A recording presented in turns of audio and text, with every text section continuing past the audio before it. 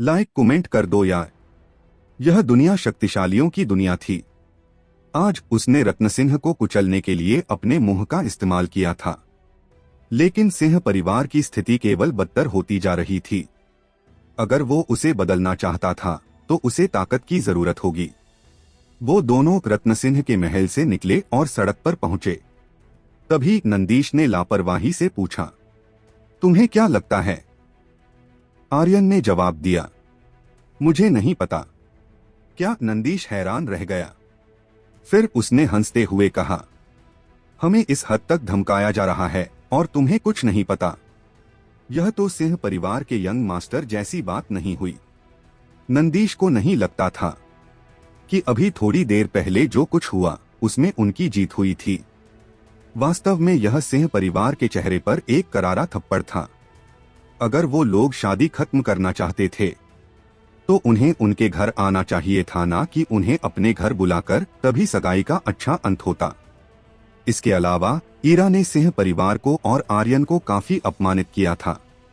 अगर उनके पास ताकत होती और सिंह परिवार पहले की तरह मजबूत होता तो क्या वो ऐसा करने की हिम्मत कर सकती थी? सबसे महत्वपूर्ण बिंदु, नंदीश ने स्पष्ट रूप से महसूस किया था कि रत्नसिंह को ग्रैंड एल्डर की हालत के बारे में पहले से ही पता था, जिसका सीधा मतलब था कि सिंह परिवार में कोई जासूस था। आर्यन ने हंसते हुए पूछा, आपको क्या लगता है? नंदीश भी हंसा, मंगेतर मेरी नहीं है। फिर मैं क्या कह सकता हूँ? अगर वो मेरी मंगेतर होती तो मैं निश्चित रूप से उसे छीन लेता, भले ही वो मुझे पसंद होती या नहीं, फिर भी मैं उसे छीन लेता, क्योंकि मैं सिंह परिवार का सदस्य हूँ। सिंह परिवार के लोगों से कोई चीज छीनना और जबरदस्ती करवाना बिल्कुल मुमकिन नहीं है। क्या आप मुझे उकसाने की कोशिश कर रहे हैं? आर्यन ने अजीब सा मुंह बनाते हुए कहा। फिर उसने आगे कहा, चाचा, मैं 3 साल का बच्चा नहीं हूँ, लेकिन मुझे लगता है कि आप सही हैं। सिंह परिवार के लोगों से कोई चीज जबरदस्ती नहीं कराई जा सकती। हाँ हाँ हाँ, नंदीश जोर से हंसा और कहा, यह हुई ना सिंह परिवार के मर्दों जैसी बात। फिर उसकी अभिव्यक्ति गंभीर हो गई और कहा, इस अवधि के दौरान मैं इस बारे में सोच रहा था कि तुम्हारी शक्तियों को कैसे बढ़ाया जाए, लेकिन मैं अभी तक किसी नतीजे पर नहीं पहुंचा हूं। कैसा नतीजा? आर्यन ने चौंकते हुए पूछा। नंदीश मुस्कुराया और उत्साह से हंसा, मैं तुम्हें सिंह परिवार की सेना में डालने जा रहा हूं।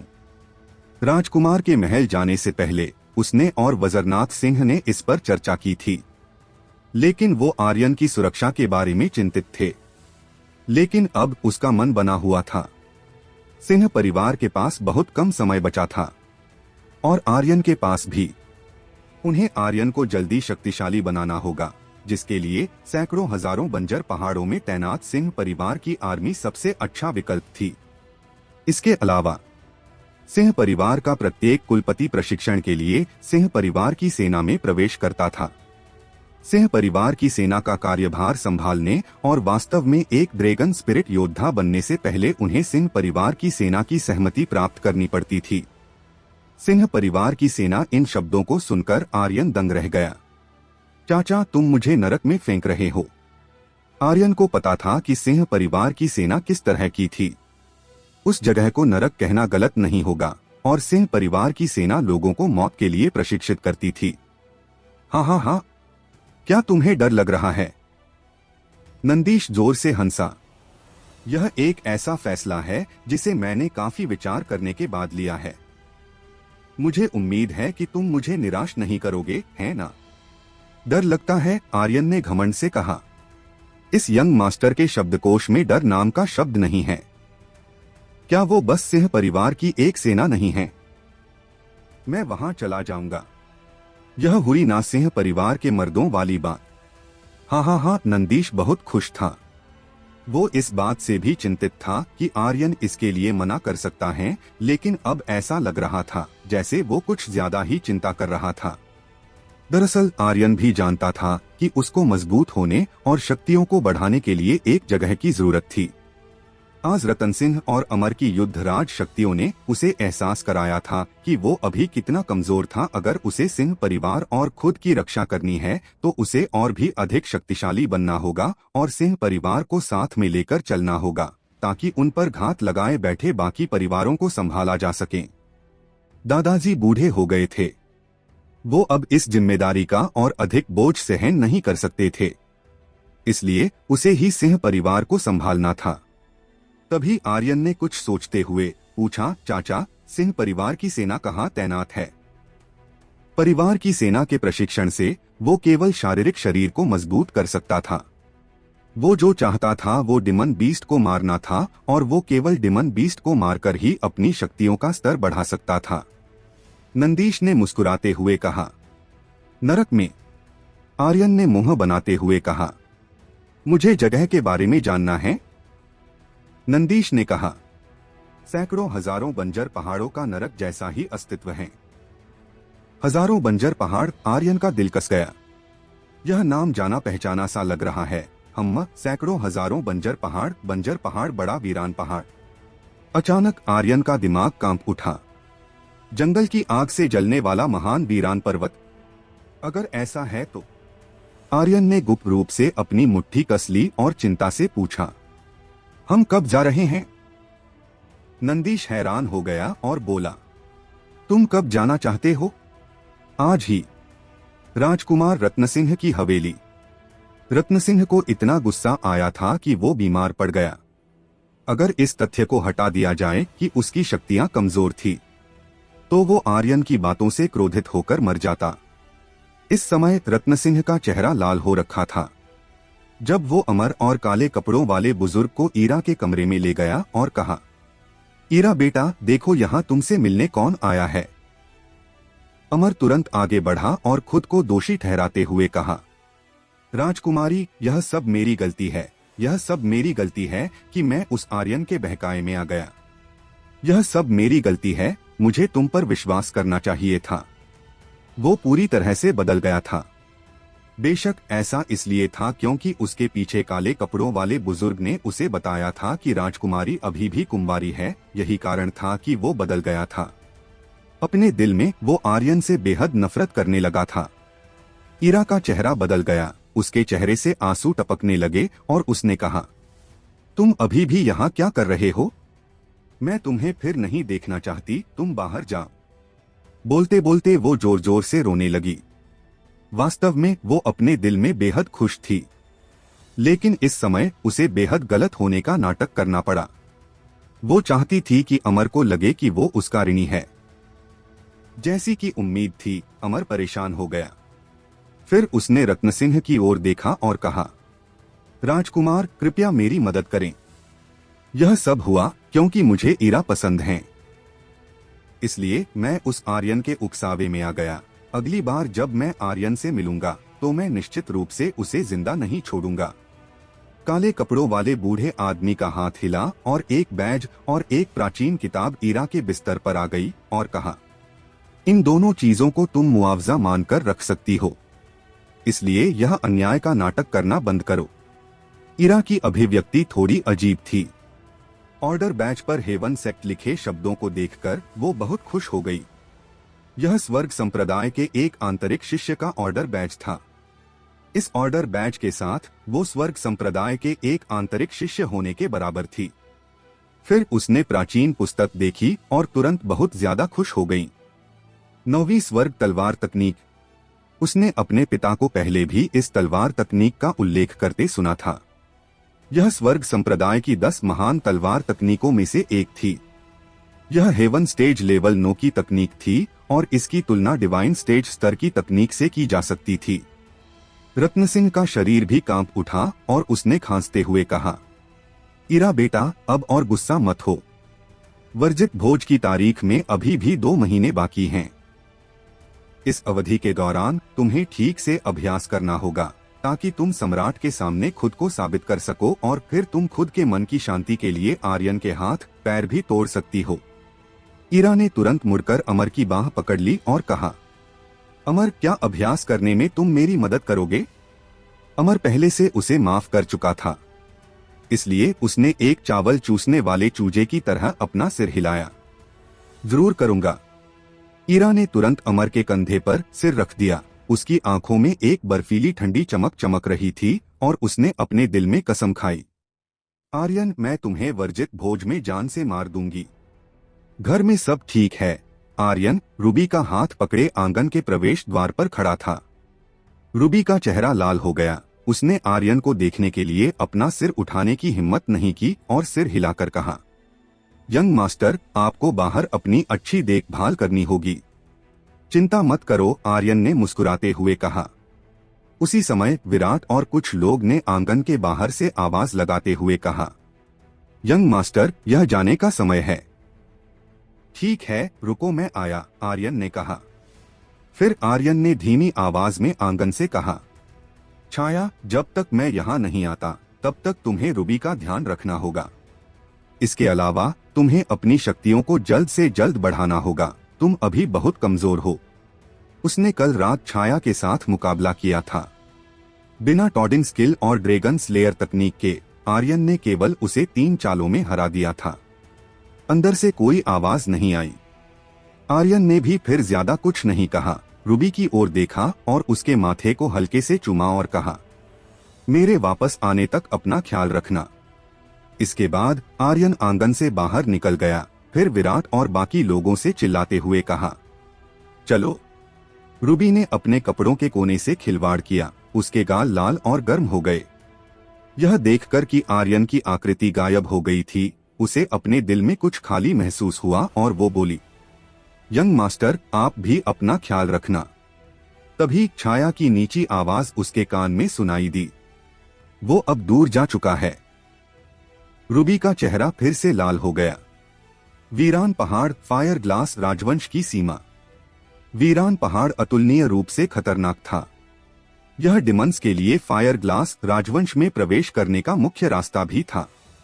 सिंह परिवार की सेना के कारण इतने सालों तक एक भी डिमन फायर ग्लास राजवंश में कदम तक नहीं रख पाया था और वो वीरान पहाड़ पर ही मारे जाते थे। यह कहा जा सकता है कि सिंह परिवार की सेना के बिना फायर ग्लास राजवंश में कोई शांति और समृद्धि नहीं हो सकती थी। सिंह परिवार की सेना की ताकत बेहद खतरनाक थी। यह फायर ग्लास राजवंश की सबसे मजबूत सेना थी। यह सेना शाही परिवार की कमान में नहीं थी, बल्कि केवल ड्रैगन स्पिरिट योद्धा या सिंह परिवार के ड्रैगन गॉड की कमान में थी।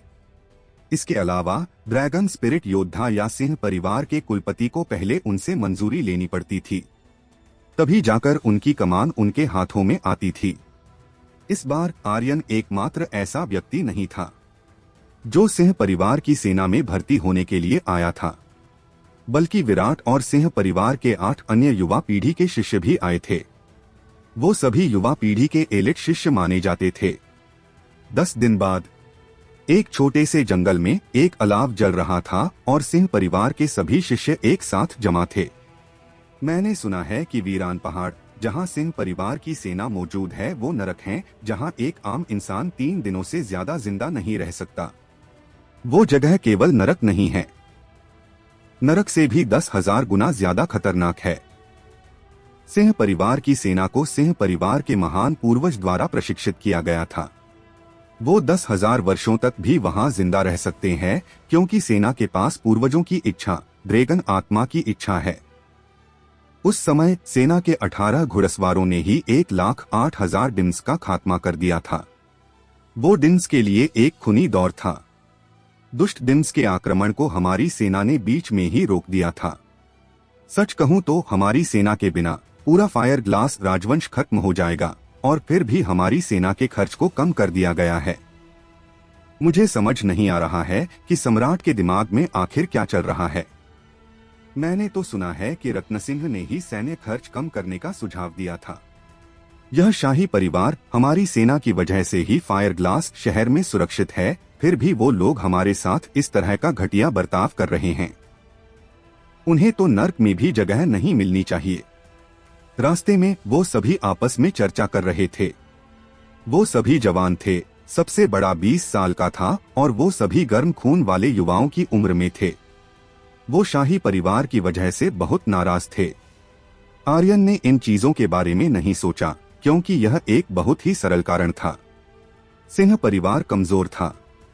अगर सिंह परिवार मजबूत होता तो क्या शाही परिवार कभी भी सैन्य खर्च को कम करने की हिम्मत करता? क्या रत्नसिंह सभा में इस तरह के मुद्दे को उठाने की हिम्मत करता? ऐसा कभी नहीं होता। अगर सिंह परिवार की स्थिति में बदलाव करना था तो उन्हें मजबूत होना होगा। इसलिए आर्यन ने रास्ते में इन चर्चाओं में भाग नहीं लिया। इसके बजाय उसका ध्यान एक पूर्वज द्वारा लिखी गई पुस्तक के रिकॉर्ड्स पर था। उसने उसे 10 से भी ज्यादा बार पढ़ा, लेकिन उसे किसी भी ड्रैगन से जुड़ी कोई जानकारी नहीं मिली थी। पुस्तक के अंत में केवल कुछ ही वाक्य थे। वीरान पर्वत में एक जंगल की आग सब कुछ जला देती है और एक ही विचार के साथ सभी जीवित प्राणियों को मार देती है। आर्यन ने पुस्तक की पंक्तियों को पढ़ा। इस पुस्तक को लिखने वाले व्यक्ति ने कहा था कि यह एक फायर ड्रैगन था जो आग उगलता था। वीरान पर्वत को 10,000 साल पहले महान पर्वत कहा जाता था, लेकिन एक बड़ी आग के कारण जो बहुत विशाल थी ने सब कुछ जलाकर खाक कर दिया था। तभी से इसको बंजर पहाड़ों और वीरान पर्वत के नाम से जाने जाना लगा।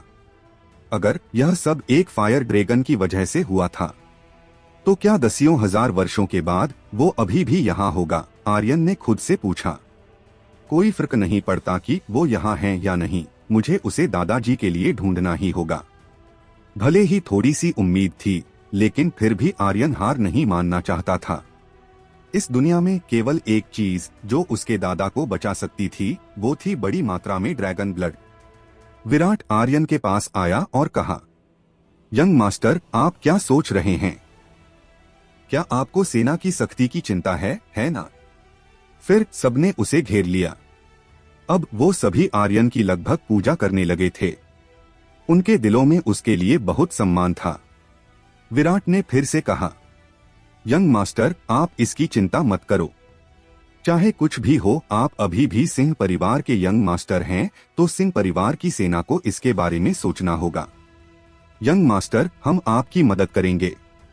हाँ यंग मास्टर, हम सब आपकी मदद करेंगे। आर्यन ने किताब बंद की और एक मुस्कान के साथ कहा, आप सभी के अच्छे इरादों के लिए धन्यवाद भाइयों, लेकिन एक बार जब हम सेना में पहुंच जाएंगे तो कोई सिंह परिवार का यंग मास्टर नहीं होगा। हम सभी नए हैं, इसलिए हमें आदेशों को सुनना होगा। ओह, आप यंग मास्टर हैं? हाँ, आर्यन ने कहा। अगर मैं सिंह परिवार का कुलपति भी होता तो भी सिंह परिवार की सेना मेरे लिए कोई रहम नहीं दिखाती। अगर ऐसा होता तो उन्हें सिंह परिवार की सेना नहीं कहा जाता। सिंह परिवार की सेना 10,000 वर्षों से खड़ी है और अभी भी फायर ग्लास राजवंश में सबसे मजबूत सेना है। वो सिंह परिवार के पूर्वजों पर नहीं, बल्कि उनकी दृढ़ता और दृढ़ इच्छा पर भरोसा करते हैं। इस बार हम प्रशिक्षण के लिए सिंह परिवार की सेना में शामिल हुए। चाहे कितना भी अनुचित क्यों ना हो, हमें सब कुछ सहना ही पड़ेगा। सभी ने आर्यन को देखा और महसूस किया कि आर्यन वास्तव में पूरी तरह से बदल गया था। वो उनसे अधिक परिपक्व हो गया था और उनके दिलों में उसके लिए प्रशंसा गहरी हो गई थी। फिर आर्यन ने आलस से कहा, सब जल्दी से आराम कर लो, हम कल पहुंच जाएंगे। विराट ने भी आग्रह किया, चलो अब सभी जल्दी सो जाओ, जल्दी करो। इसके बाद सभी फैलकर जमीन पर सो गए।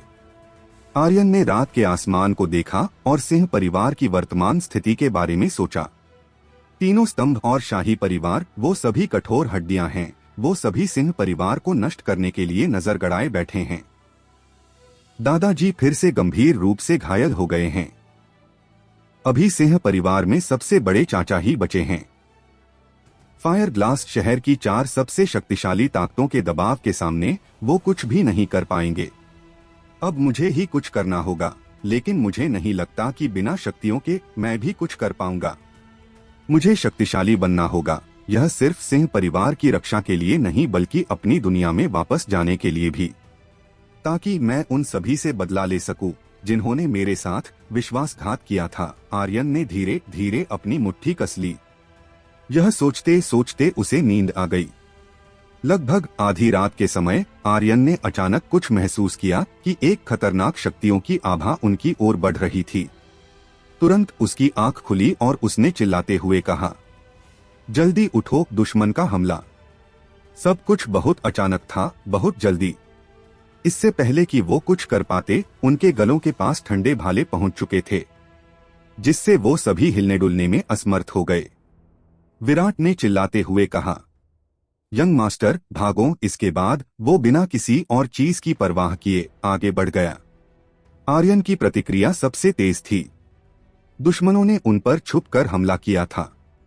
अगर वो इस समय उनसे आमने सामने लड़ने की सोचता तो वो केवल अपनी मौत के करीब जाता। इसलिए उसने चिल्लाते हुए कहा, सभी जल्दी से भागो, और शैडो स्टेप तकनीक का इस्तेमाल करते हुए तेजी से भागने लगा। हुश हुश हुश। आर्यन ने युद्धात्मा स्तर की अपनी पूरी शक्तियों के साथ शैडो स्टेप तकनीक का इस्तेमाल किया और अंधेरे जंगल में भाग गया। यह दुश्मन उसके दिमाग में रत्नसिंह के लोग या प्रजापति परिवार से कामिकेज थे, लेकिन अभी वो उनका मुकाबला नहीं कर सकता था। केवल अपनी जान बचाकर ही वो कुछ कर सकता था, उनसे बदला ले सकता था और अपने साथियों को बचा सकता था। हालांकि यह देखकर कि कोई उसका पीछा नहीं कर रहा था, आर्यन धीरे धीरे रुक गया। वो ज्यादा दूर नहीं भागा, बल्कि चुपचाप वापस पलट गया। ये सब बेकार हैं। एक नकाबपोश आदमी की आंखें तिरस्कार से भर गईं। विराट को दो लोगों ने जमीन पर घसीटा।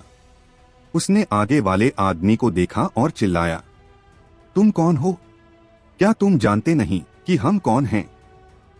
नकाबपोश आदमी ने विराट को जोर से लात मारी और कहा, तुम्हारी हिम्मत कैसे हुई मुझसे इस तरह बात करने की? मुझे परवाह नहीं कि तुम कौन हो, यहाँ मैं हूँ जो कुछ हूँ।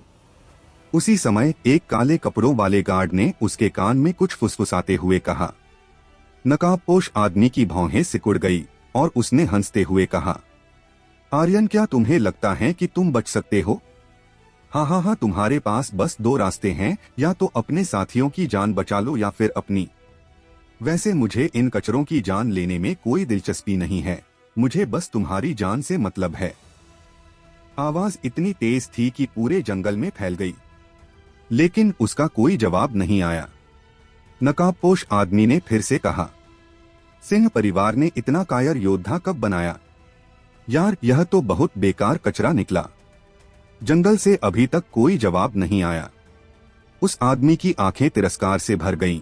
फिर उसने गुस्से में कहा, मैं तुम्हें इसके बारे में सोचने के लिए 3 दिन दूंगा। अगर तुम 3 दिनों के भीतर यहाँ नहीं आए तो तुम्हें बस यहाँ 9 सिर कटे मिलेंगे। फिर तुम इनकी लाशों को उठाकर अपने साथ ले जा सकते हो। हाँ, सिंह परिवार का यंग मास्टर, तुम सिर्फ एक डरपोक कायर हो। इसके बाद उस आदमी ने अपना भाला हिलाया और चिल्लाया, इन सभी को बांध दो और अपने गढ़ में वापस चलो। हाँ, काले बख्तरबंद योद्धाओं ने तुरंत सिंह परिवार के 9 शिष्यों को बांध दिया। यह लोग कौन है? शिशुपाल के आदमी? शाही परिवार से कोई? प्रजापति परिवार से या फिर ब्रह्मा परिवार से कोई है? अंधेरे में आर्यन का दिमाग तेजी से दौड़ रहा था। उसे यकीन था कि यह एक पहले से सोची समझी चाल थी, क्योंकि सिंह परिवार ने उनकी सेना में जाने वाली खबर गुप्त रखी थी। इसके अलावा वो सभी शहर से चुपचाप आए थे और इस बारे में केवल नंदीश और सिंह परिवार के कुछ बुजुर्ग ही जानते थे। या फिर ऐसा हो सकता था कि सिंह परिवार में कोई जासूस था? अगर ऐसा था तो इस बारे में सोचते हुए आर्यन का दिल कस गया। सिंह परिवार की वर्तमान स्थिति बहुत खतरनाक है। इसलिए आर्यन ने विराट और बाकी लोगों को बचाने के लिए जल्दबाजी नहीं की। वो अच्छी तरह से जानता था कि अकेले अपनी ताकत के बल पर वो उन काले बख्तरबंद योद्धाओं के खिलाफ नहीं लड़ पाएगा। इसके अलावा वो नकाबपोश आदमी, जो शायद उनका लीडर था, वो एक युद्धराज था। फिर उसने सिंह परिवार की सेना की मदद लेने की सोची। अगर वो सिंह परिवार की सेना को ढूंढ लेता है तो उनकी मदद के साथ सभी शिष्य को बचाना और इन काले बख्तरबंद योद्धाओं को कुचलना किसी कुत्ते को मारने के बराबर होगा। इसके तुरंत बाद आर्यन वहां से निकल गया। आर्यन पूरी रात लगातार बिना एक पल आराम किए दौड़ता रहा। सुबह के समय वो एक विशाल पहाड़ी गढ़ के पास पहुंचा।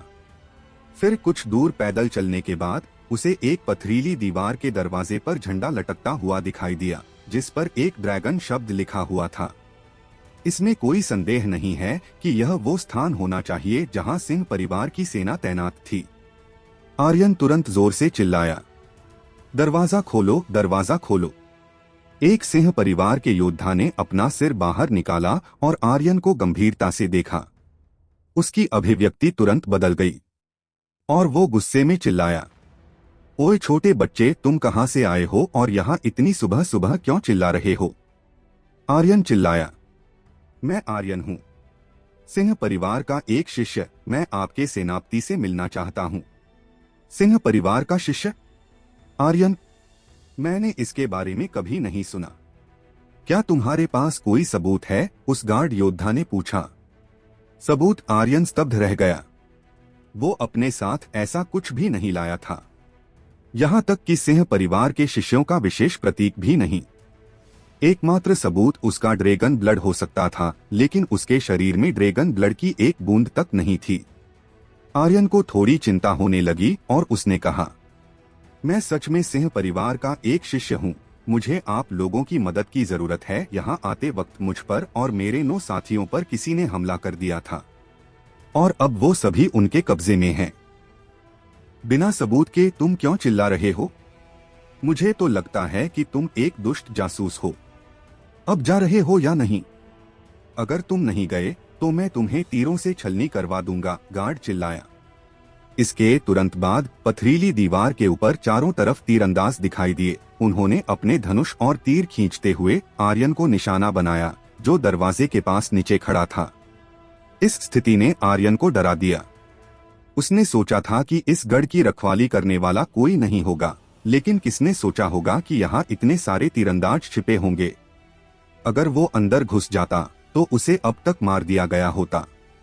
सिंह परिवार की सेना वास्तव में असाधारण थी। तभी एक आदमी जो एक सेनापति की तरह लग रहा था बाहर आया और उसने चिल्लाते हुए कहा, तुम लोग सुबह सुबह क्यों हंगामा कर रहे हो?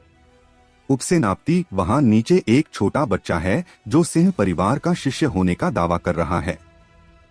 उसने कहा कि उस पर पहाड़ों में घात लगाकर हमला किया गया था और वो चाहता है कि हम उसकी मदद के लिए सैनिक भेजें, गार्ड ने ईमानदारी से सच कहा। उपसेनापति की आंखें सदमे से भर गईं। फिर उसने जोर से कहा, क्या ये नीली रेखा कबीले का डाकू हो सकता है? वो चाहता है कि हम उसकी मदद के लिए अपने सैनिक भेजें। क्या वो सोचता है कि हम पागल हैं? अगर यहाँ खुद सम्राट भी आ जाए तो हम उसकी मदद करने से पहले भी 100 बार सोचेंगे, और वो सोचता है कि हम उसकी मदद करें। आखिर वो है कौन? क्या वो सिंह परिवार का कोई कुलपति है? उपसेनापति ने तिरस्कार से कहा। फिर उसने आर्यन की ओर देखते हुए कहा, बच्चे, बेहतर होगा कि तुम यहाँ से भाग जाओ, वरना मैं तुम्हारे इतने टुकड़े करूंगा कि तुम्हारी हड्डियों तक को कोई ढूंढ नहीं पाएगा। तुम्हारे पास कोई सबूत भी नहीं है और चाहते हो कि हम तुम पर यकीन करें कि तुम सिंह परिवार के शिष्य हो। सिंह परिवार का एक शिष्य कभी अपने साथियों के पकड़े जाने पर दुम दबाकर भागता नहीं है। तुम्हें एक नजर देख मैं बता सकता हूं कि तुम सिर्फ एक कायर हो, उपसेनापति ने गुस्से में कहा। आर्यन का भी गुस्सा बढ़ गया। तुम सब भाड़ में जाओ, बस रुको। एक दिन तुम मेरे सामने घुटने टेकोगे। उसने कभी नहीं सोचा था कि सिंह परिवार की सेना इस तरह की होगी। फायर ग्लास शहर की नंबर 1 सेना क्या थी? वो पूरी तरह से एक उच्च और शक्तिशाली सेना थी। अब आर्यन को उनसे कोई उम्मीद नहीं थी। अब जब वो मदद करने के लिए सैनिकों को भेजने के लिए तैयार नहीं थे, इसलिए आर्यन भी उनके सामने विनम्र नहीं बनेगा और उनसे भीख नहीं मांगेगा। फिर वो मुड़ गया और चला गया। उसी समय उसने अपने दिल में कहा, नीली रेखा कबीला है ना? जैसे ही आर्यन वहां से गया, उपसेनापति जोर जोर से हंसने से खुद को रोक नहीं पाया। बच्चे, यह बस पहला चरण है। अगर तुम इस चरण को भी पार नहीं कर सके तो तुम कभी भी सिंह परिवार की सेना में शामिल नहीं हो सकते। एक गार्ड ने पूछा, बॉस, क्या यह थोड़ा ज्यादा नहीं हो गया? नीली रेखा शिविर के भाई सरल नहीं हैं। उनकी लड़ाई की ताकत काफी शक्तिशाली है। आर्यन का दिल गुस्से से जल रहा था। उसने सोचा था कि एक बार जब सिंह परिवार की सेना मिल जाएगी तो सभी समस्याओं का समाधान हो जाएगा। लेकिन सिंह परिवार की सेना ने न केवल उसके साथ चलने से मना कर दिया बल्कि उसका मजाक और उड़ाया था। कचरा कचरा, उसे कचरा कहने से वो बेहद निराश हो गया। उसने अपने मन में सोचा, जब मैं लौटूंगा तो मैं तुम सभी को घुटने के बल बिठाकर विजय विजय के नारे लगवाऊंगा। नीली रेखा शिविर।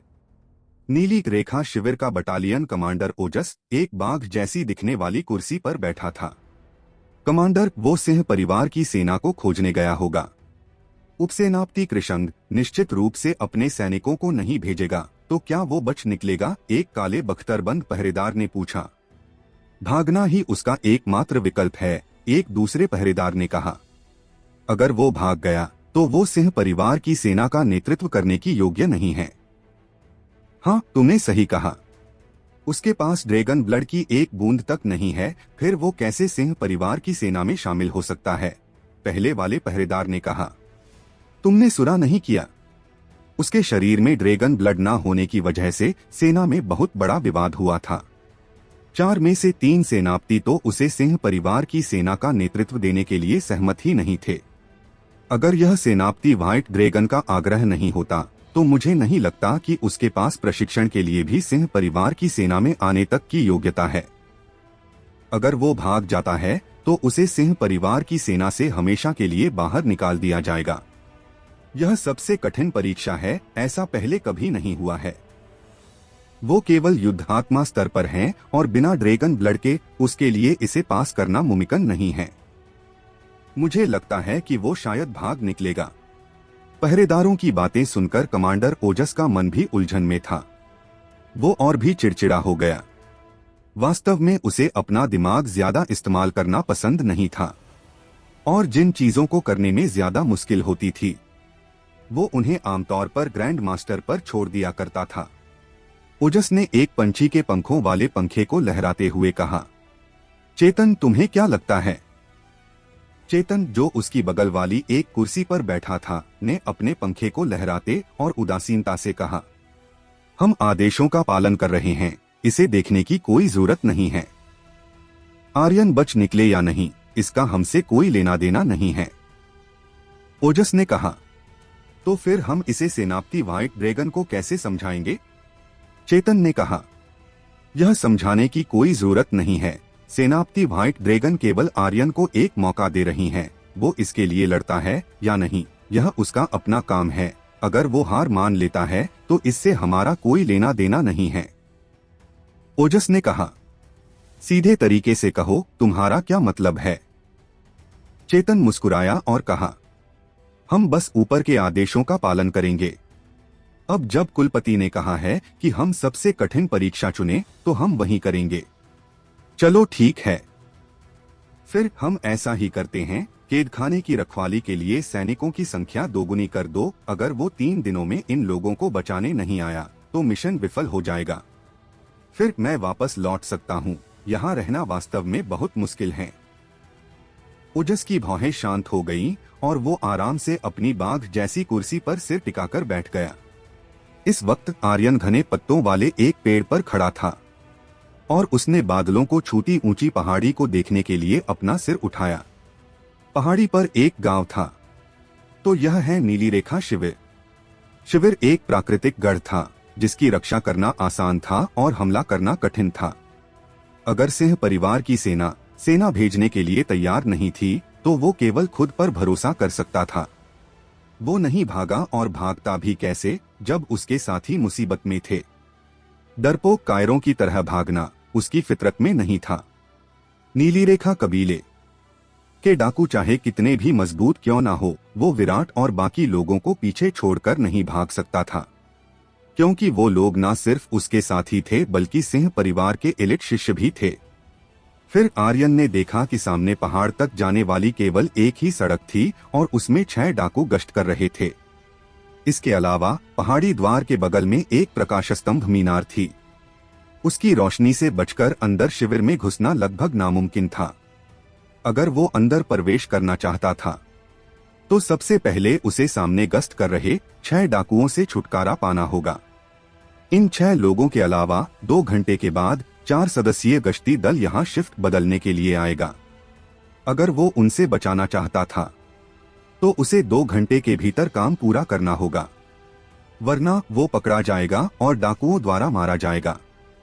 पहाड़ पर चढ़ने में 1 घंटा लगेगा और विराट और बाकी लोगों को 2 घंटे के भीतर बचाना बहुत मुश्किल होगा। यह पूरी तरह से असंभव था। इसके अलावा उसे नहीं पता था कि शिविर के शीर्ष पर स्थिति कैसी थी। कोई रास्ता नहीं। आर्यन ने बार बार अपने दिमाग में इसका अनुमान लगाने की कोशिश की। चाहे वो समय हो या अन्य परिस्थितियां, यह असंभव था। इसके बाद उसने पूरे इलाके का निरीक्षण करना जारी रखा। जब वो पहाड़ी के तल पर पहुंचा तो उसे पता चला कि यहाँ एक बड़ी झील है। वो इतनी गहरी थी कि उसका निचला हिस्सा दिखाई तक नहीं दे रहा था।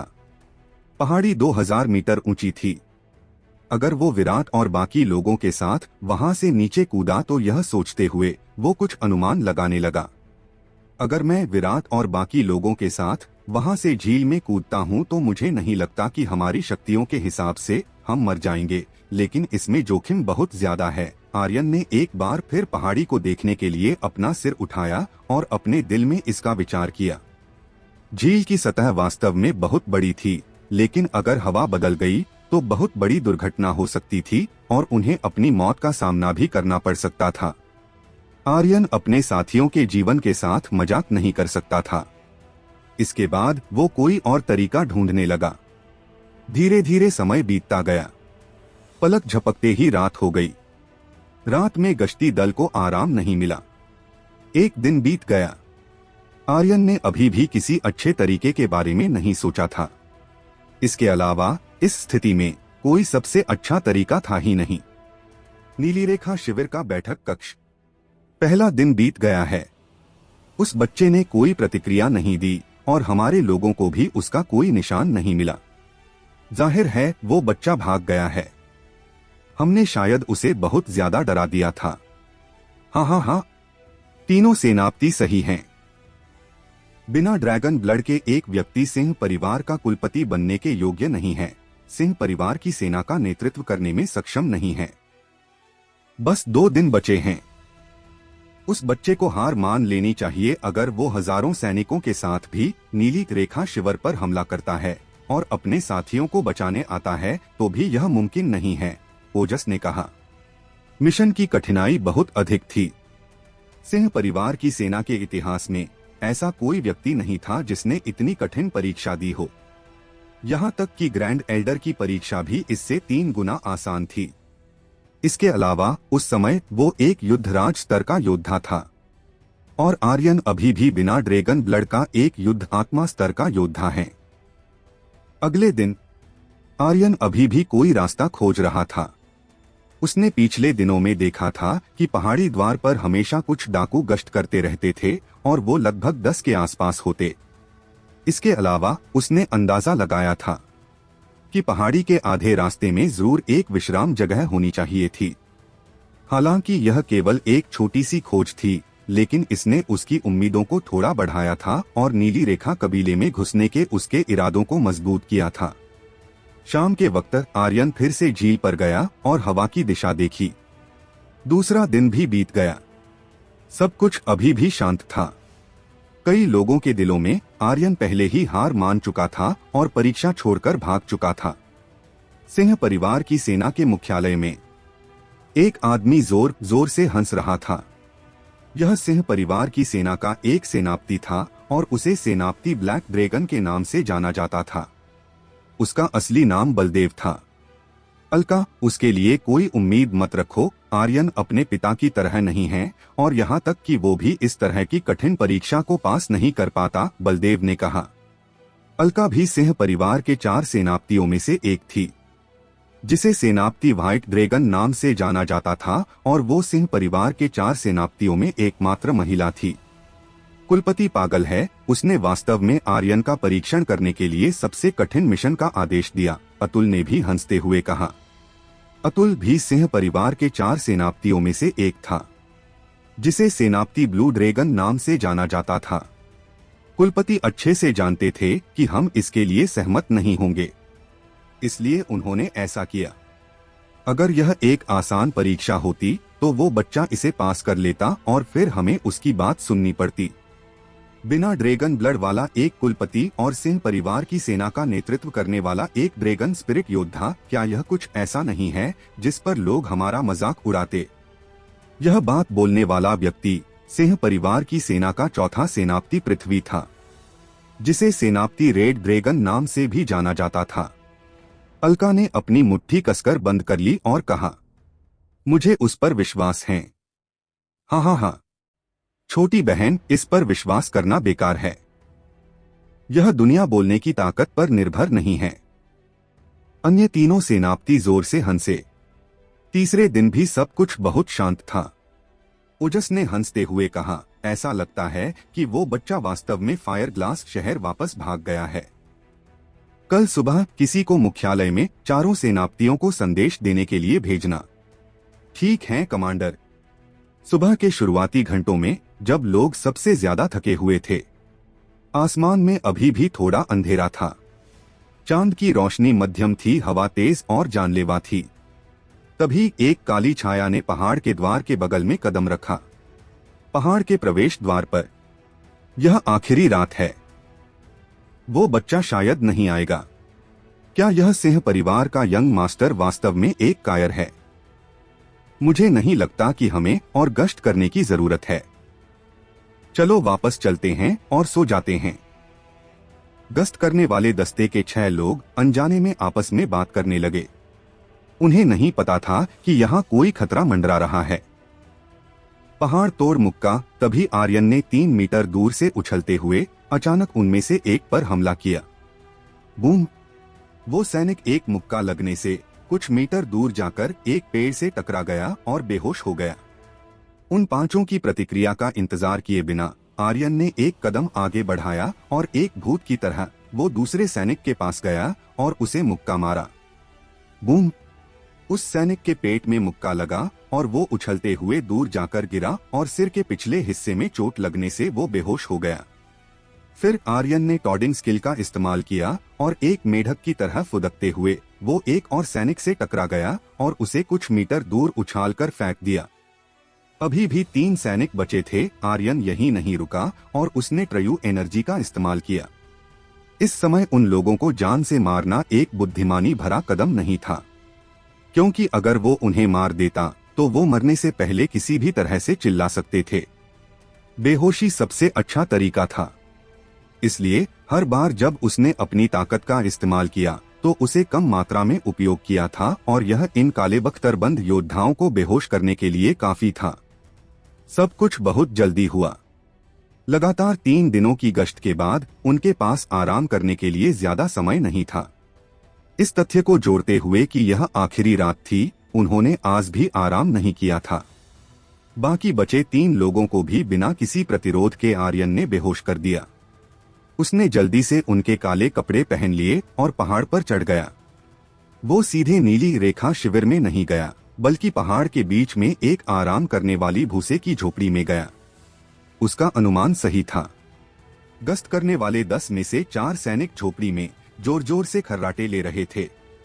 आर्यन ने एक बार में एक जोरदार मुक्का मारा और उन सभी को बेहोश कर दिया। आर्यन ने अपना सिर उठाया और कुछ ही दूर नीली रेखा शिविर को देखा और अपने मन में सोचा, भाइयों मेरा इंतजार करो।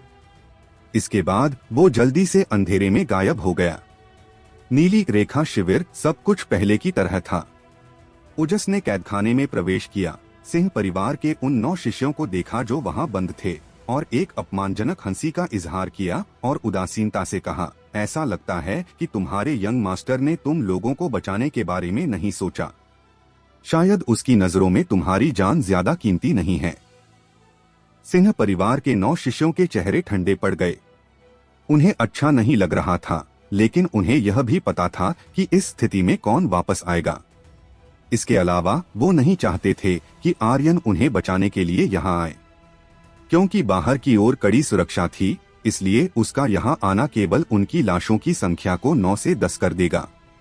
लेकिन विराट से आर्यन की बेइज्जती सहन नहीं हुई और उसने चिल्लाते हुए कहा, यंग मास्टर होशियार है, वो तुम्हारे जाल में नहीं फंसेगा। बस तुम इंतजार करो, जब सिंह परिवार की सेना यहाँ आएगी तो तुम सभी मारे जाओगे। ओह, मुझे डराने के लिए सिंह परिवार की सेना का इस्तेमाल कर रहे हो? ओजस ने हंसते हुए कहा, क्या तुम्हें लगता है कि मैं डर गया हूँ? यहाँ तक कि अगर सिंह परिवार की सेना ने हमला किया तो भी तुम लोग नहीं बचोगे, क्योंकि कल सुबह तुम सब मर जाओगे। हा हा हा। यह सुनकर उन लोगों के चेहरे काले हो गए।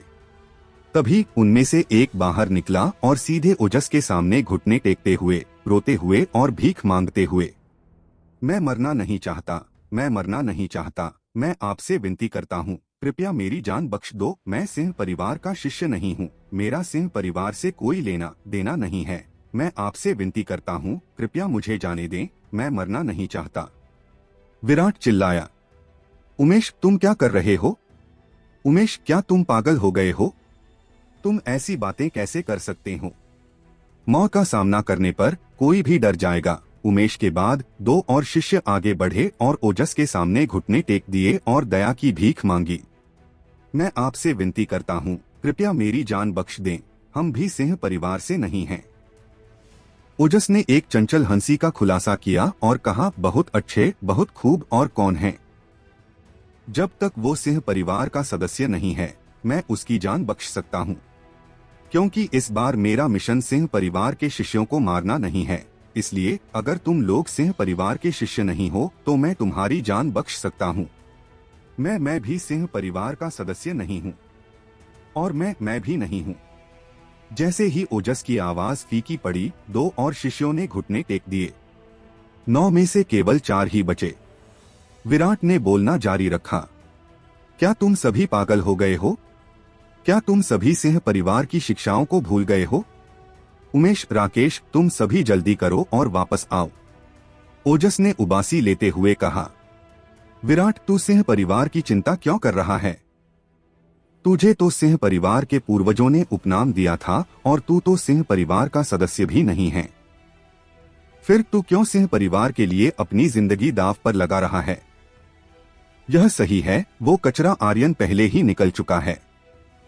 अगर वो हमें बचाना चाहता तो बहुत पहले आ जाता। क्या तुम्हें लगता है कि वो वापस आएगा? यह सही है, कौन सा यंग मास्टर? मुझे लगता है कि वो सिर्फ एक कायर है। विराट, एक बुद्धिमान व्यक्ति परिस्थितियों के अधीन हो जाता है। बेहतर होगा कि तुम भी हमारे साथ आ जाओ। उन लोगों की बातें सुनकर विराट ने तुमरत चिल्लाते हुए कहा, मैं सिंह परिवार में जन्मा हूँ और मेरा वहीं पालन पोषण हुआ है। मैं सिंह परिवार का सदस्य हूँ और मैं सिंह परिवार के लिए मरना पसंद करूंगा, क्योंकि सिंह परिवार के योद्धा कभी दूसरों के सामने घुटना नहीं टेकते हैं, ना ही वो दूसरों से भीख मांगते हैं। सिंह परिवार के लोग आत्मसमर्पण करने के बजाय मरना पसंद करेंगे। हाँ, विराट सही है। मुझे विश्वास है कि यंग मास्टर अवश्य आएंगे। बाकी 4 लोगों ने दृढ़ता से कहा। ये चारों शिष्य थे जो फायर वुल्फ घाटी से बच गए थे। वो आर्यन के आभारी थे और साथ ही वो अपने दिलों में आर्यन का सम्मान करते थे। उनका मानना था कि आर्यन निश्चित रूप से वापस आएगा। हाँ, तुम लोग सच में मूर्ख हो। इस तरह के समय में आर्यन कभी भी वापस नहीं आएगा।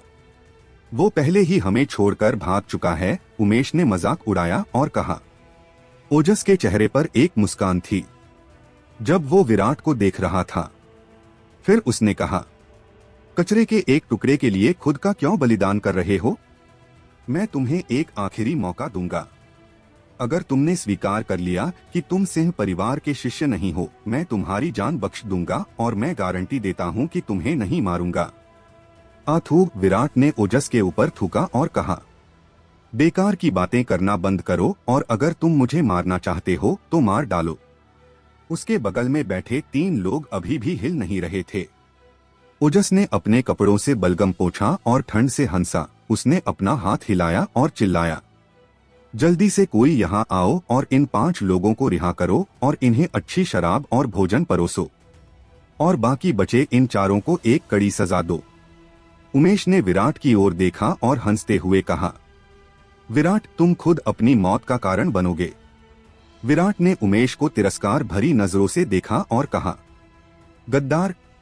उमेश ने हंसते हुए कहा, मैं गद्दार नहीं हूं, मैं समझदार हूं। मेरी जान मेरी अपनी है, यह किसी के बाप की नहीं है। तुम मूर्ख हो जो सिंह परिवार के लिए अपनी जान खतरे में डाल रहे हो। हाँ हाँ हाँ। इसके बाद उन पांचों को कैदखाने से बाहर निकाल दिया गया। कुछ मिनटों के बाद कैदखाने से दर्दनाक चीखें आईं, जिन्हें सुनकर उमेश हंसने लगा। वो सच में मूर्ख हैं। चेतन ओजस के पीछे खड़ा था और नीची आवाज में पूछा, कमांडर क्या यह बहुत ज्यादा नहीं है? ओजस की अभिव्यक्ति दृढ़ थी और कहा, बिल्कुल भी नहीं, यह सबसे कठिन परीक्षा है, आर्यन के लिए भी और इन सभी के लिए भी। सिंह परिवार के लोगों को कमजोर दिमाग वाले गद्दारों की जरूरत नहीं है। सिंह परिवार के लोग हमेशा वफादार रहते हैं, यहां तक कि मृत्यु के बावजूद भी। ओजस को इस बात का कोई पछतावा नहीं था कि उसने अभी अभी क्या किया था। इसके बजाय वो खुश था कि उसने सिंह परिवार के लिए 5 गद्दारों से छुटकारा पा लिया था। अगर वो आज उनसे छुटकारा नहीं पाता तो शायद एक दिन वो सिंह परिवार को धोखा देता, क्योंकि उन्हें मौत का डर था। मारो उन्हें और बेरहमी से मारो। मैं देखना चाहता हूं कि उनकी हड्डियां कितनी मजबूत हैं, ओजस चिल्लाया और साथ ही जोर से कहा। मैं अभी भी वही बात कहूंगा, अगर तुम लोग स्वीकार कर लेते हो कि तुम सिंह परिवार के शिष्य नहीं हो तो तुम्हारी जान बख्श दी जाएगी और फिर तुम पी सकते हो और मांस खा सकते हो। अंदर विराट ने मुंह से खून थूक दिया और उन्मादी ढंग से हंसते हुए कहा, सपने देखना बंद करो, सिंह परिवार के लोग आत्मसमर्पण करने के बजाय मर जाना पसंद करेंगे। हाँ हाँ हाँ। ओजस भी हंसा और चिल्लाया, देखते हैं कि तुम कब तक टिक सकते हो।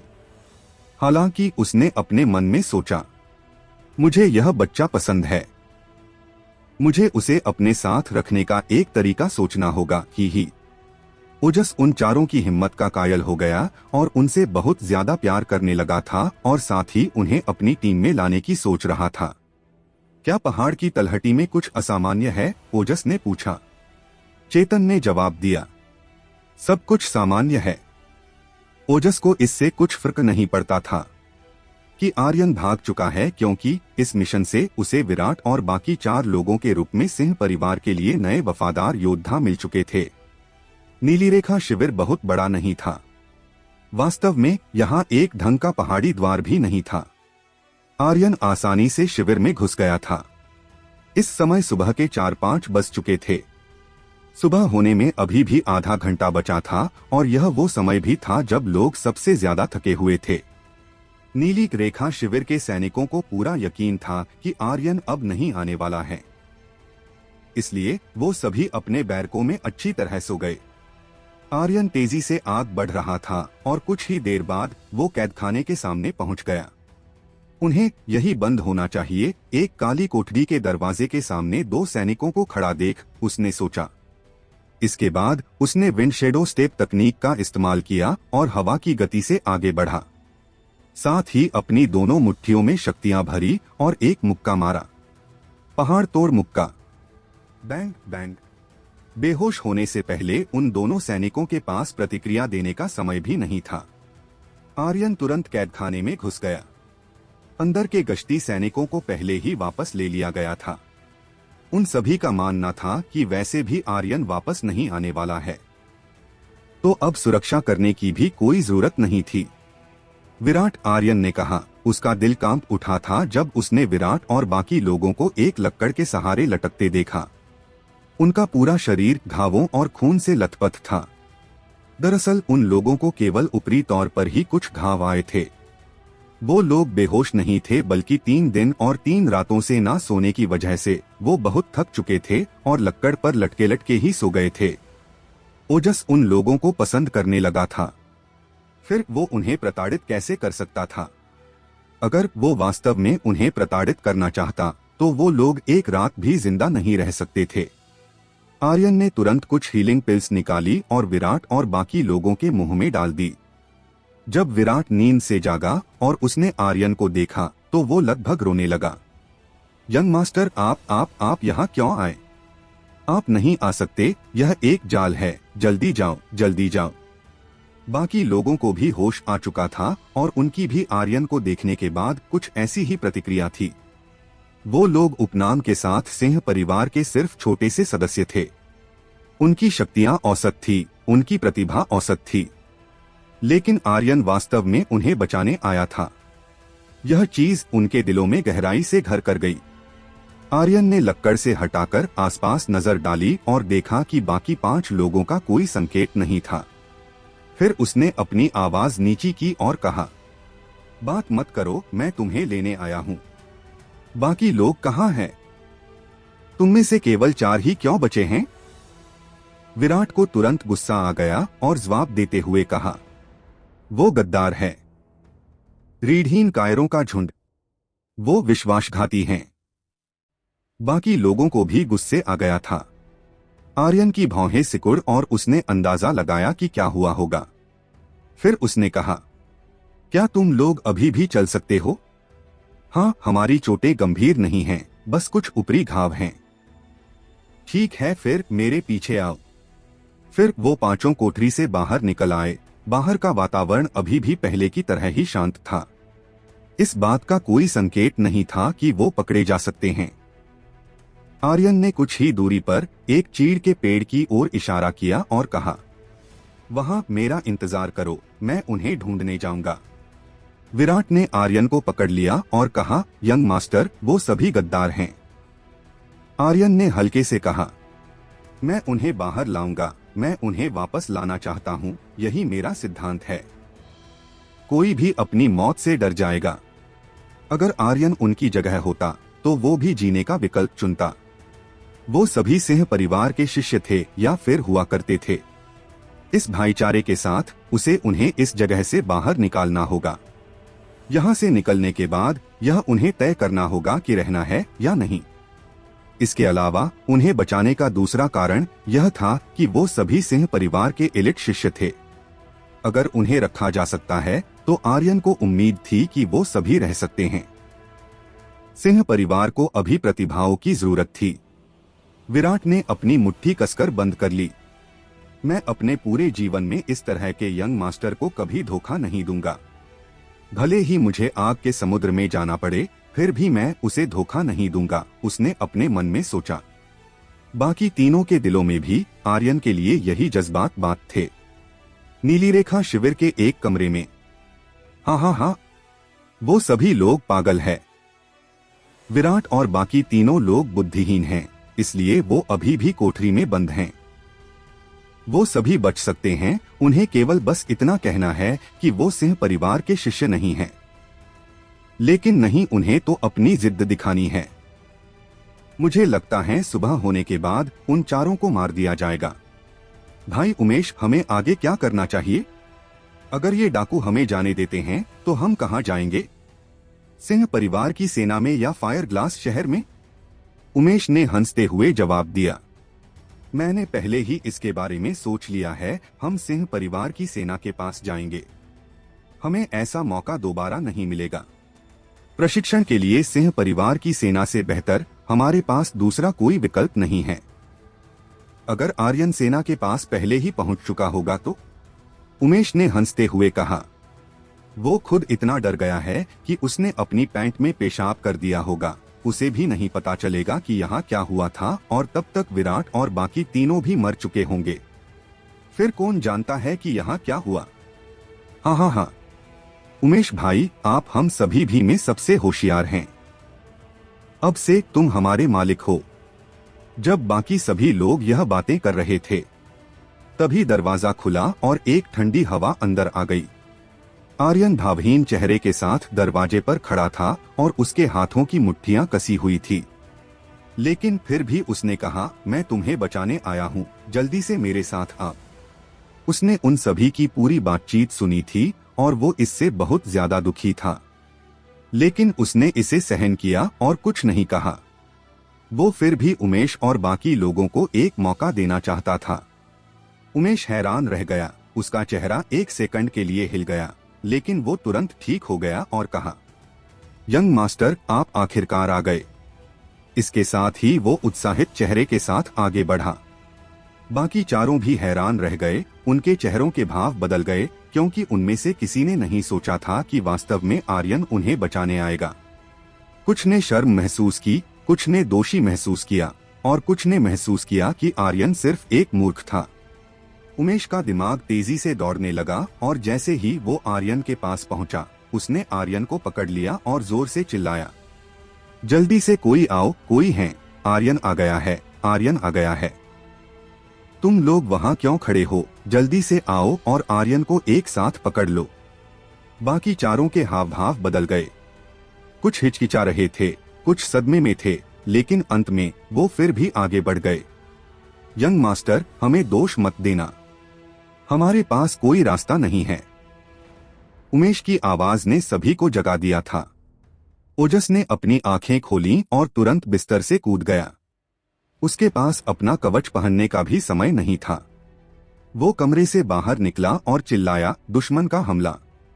Boom boom boom, boom boom boom, boom boom boom. काले बख्तरबंद योद्धा बिजली की स्पीड से अपने बेरकों से बाहर निकले। यह बहुत बुरा हुआ। उमेश, वो कमीना। विराट की आंखें भयावह हो गईं। उसने किसी चीज की परवाह नहीं की और चिल्लाते हुए कहा, यंग मास्टर की रक्षा करो। वो चारों तुरंत बाहर निकलकर आगे बढ़े। दूसरी तरफ उमेश ने आर्यन को कसकर पकड़ लिया और आत्मसंतुष्ट होकर हंसते हुए कहा, आर्यन, तुम इस बार बच नहीं पाओगे, हा हा हा। आर्यन का चेहरा भावहीन था। फिर उसने उमेश को ठंडी नजरों से देखा और कहा, क्या तुमने ऐसा करने के परिणामों के बारे में सोचा है? उमेश को खुद पर बहुत गर्व था। वो अपने लिए एक उज्जवल भविष्य देख रहा था।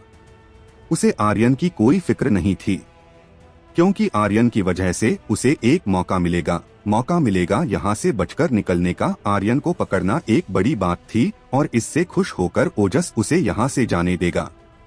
जब वो सिंह परिवार की सेना में जाएगा और वहाँ से प्रशिक्षण पूरा कर लेगा, तो पूरे फायर ग्लास शहर में उसका नाम होगा और वो अपनी जिंदगी का लुत्फ उठा सकेगा। आर्यन की आवाज और भी ठंडी हो गई और उसने कहा, जिस समय मैंने सर्वजीत सिंह को मारा था, मैंने खुद से वादा किया था कि मैं सिंह परिवार के किसी भी सदस्य को नहीं मारूंगा, क्योंकि मुझे पता है कि अगर कोई परिवार मजबूत होना चाहता है तो सबसे पहले उन्हें एकजुट होना होगा। लेकिन मैं आज अपना वादा तोड़ने जा रहा हूँ। आर्यन ने जैसे ही अपना वादा तोड़ने की बात कही थी, उसके शरीर से बेहद घातक शक्तियाँ निकलने लगी, जो उसके सभी अंगों और हड्डियों तक फैल गई। उसका एक हाथ जोर से हिला और सीधे उमेश और बाकी लोगों को दूर उछालकर फेंक दिया। साथ ही उसका शरीर आगे बढ़ा और वो अचानक जमीन पर लेट गया। गुआ गुआ। उसके गले से अजीब सी आवाजें निकल रही थीं। इससे पहले कि उमेश कोई प्रतिक्रिया दे पाता, उसने आगे बढ़ना शुरू कर दिया। बूम। आर्यन के दोनों पैर उमेश के पेट में लगे और उसके पैर किसी पवन चक्की की तरह घूमने लगे। उसके आंतरिक अंग तेजी से मुड़ गए, जैसे कि उन्हें बुरी तरह से बड़ी बेरहमी के साथ घुमाया जा रहा हो। आह आह। उमेश ने दोनों हाथों से अपना पेट पकड़ लिया और दर्द से चिल्लाया। उसके मुंह से खून बहता रहा क्योंकि उसके आंतरिक अंग कुचले गए थे। फिर भी उसने एक हाथ से आर्यन को पकड़ने की कोशिश की, लेकिन उसका शरीर धीरे धीरे नीचे गिर गया। आर्यन, तुम भी बच नहीं सकते। आह। अगले ही पल आर्यन के दिमाग में सिस्टम की आवाज गूंजी। आर्यन, तुम्हें 1500 EXP पॉइंट्स, 100 ट्रयू एनर्जी पॉइंट्स और 10 स्ट्राइकिंग मूल्य मिले हैं। फिर आर्यन दरवाजे पर खड़ा हुआ और बाकी चारों की ओर देखा। यही परिणाम है। इसके बाद बिना उनकी कोई परवाह किए वो जल्दी से बाहर निकल गया। उसने उमेश और बाकी चारों को एक मौका दिया था। उन लोगों की बातचीत सुनने के बाद भी उसने उन्हें एक मौका दिया था, लेकिन जब उन्होंने उसे पकड़कर धोखा दिया तो उसी वक्त आर्यन के दिल में हत्या का इरादा बढ़ गया था। उमेश मरने के लायक था, जिसे उसने तुरंत मार दिया था। जहां तक अन्य चार की बात है, उनका अब सिंह परिवार के साथ कोई संबंध नहीं था, ना ही उनका उसके साथ कोई संबंध था। हाँ, बेटा, तुम आखिरकार यहाँ हो। एक गहरी और भयानक आवाज आई। कमरे से बाहर निकलते ही आर्यन को तुरंत काले बख्तरबंद योद्धाओं ने घेर लिया। विराट और बाकी लोग भी आर्यन के पास पहुंच चुके थे और उन्होंने उसके सामने खड़े होते हुए कहा, यंग मास्टर, हम इन्हें रोकने में आपकी मदद करेंगे, आप पहले बाहर निकलें। तभी ओजस अपने चेहरे पर एक उत्साहित मुस्कान के साथ आसमान से जमीन पर उतरा। उसे नहीं पता कि क्यों, लेकिन आर्यन के आने के कारण वो बहुत उत्साहित था। दरअसल ओजस के दिल में उसे थोड़ी उम्मीद थी कि आर्यन आएगा, क्योंकि आर्यन को ग्रैंड एल्डर द्वारा चुना गया था। हालांकि उसे पता था कि अगर आर्यन आता भी है तो भी वो मिशन को पूरा नहीं कर पाएगा। केवल सिंह परिवार के शिष्यों को बचाकर ही मिशन को पूरा माना जा सकता था। लेकिन अब आर्यन पहले से ही काले बख्तरबंद योद्धाओं से घिरा हुआ था, उसके लिए पंख होने पर भी बचना मुश्किल होगा। आर्यन ने चिल्लाकर कहा, लड़ो। हाँ हाँ। विराट और बाकी तीनों के शरीर से तुरंत शक्तियां बाहर निकलने लगी और वो लोग लड़ने के लिए तैयार हो गए। ओजस जोर से हंसा और कहा, लड़ो। तुम पांचों मेरे 300 काले बख्तरबंद योद्धाओं के खिलाफ लड़ना चाहते हो। आर्यन, तुम्हारे पास बस एक रास्ता है कि अपने घुटने टेक कर आत्मसमर्पण कर दो। हाँ हाँ। काले बख्तरबंद योद्धाओं ने एकजुट होकर एक कदम आगे बढ़ाया। उनके हाथों में स्टील के भालों ने पूरी तरह से घेराबंदी कर दी। अब बचने का कोई रास्ता नहीं था और उन पांचों के पास इतनी ताकत नहीं थी कि 300 योद्धाओं के साथ लड़कर भाग सकें। उनकी शक्ति में अंतर बहुत अधिक था और संख्या में भी अंतर बहुत ज्यादा था। सिंह परिवार के एक शिष्य ने आर्यन से पूछा, यंग मास्टर, अब हम क्या करें? विराट ने कहा, यंग मास्टर, हम आपकी रक्षा करेंगे। इससे कोई फर्क नहीं पड़ता कि हम मर भी गए तो, लेकिन आपको जीना है, आपको जीना ही होगा। इसके बाद विराट तुरंत लड़ने के लिए आगे बढ़ा, लेकिन आर्यन ने उसे वापस पकड़कर पीछे खींच लिया और चिल्लाते हुए कहा, मैंने अभी तक तुम्हें मरने के लिए नहीं कहा है, इसलिए तुम मर नहीं सकते। क्या तुम्हें लगता है कि तुम्हारा जीवन तुम्हारा है? तुम्हारा जीवन सिंह परिवार का है। आर्यन उन्हें मरने नहीं दे सकता था। अगर वो ऐसा ही चाहता तो वो उन्हें कभी बचाने नहीं आता। वो सभी सिंह परिवार के एक हिस्सा थे और उससे भी बड़ी बात, वो सभी उसके साथी थे। इसके अलावा अभी ऐसी नौबत नहीं आई थी जहां उनके पास मरने के अलावा कोई दूसरा विकल्प ना हो। आर्यन ने फिर ओजस की ओर अपनी नजरें घुमाई और मुस्कुराते हुए कहा, तुम्हें क्या लगता है कि हम यहाँ से बचकर नहीं निकल सकते? ओजस ने भी हंसते हुए कहा, मुझे तो लगता है कि तुम अंधे हो जो स्थिति को नहीं देख पा रहे। क्या तुम्हें सच में ऐसा लगता है कि तुम यहाँ से बचकर निकल सकते हो? हाँ हाँ, आर्यन ने कहा, अगर हम यहाँ से बच निकले तो तुम्हें अगली बार जब भी मैं मिलूं तो अपने घुटने टेकने होंगे।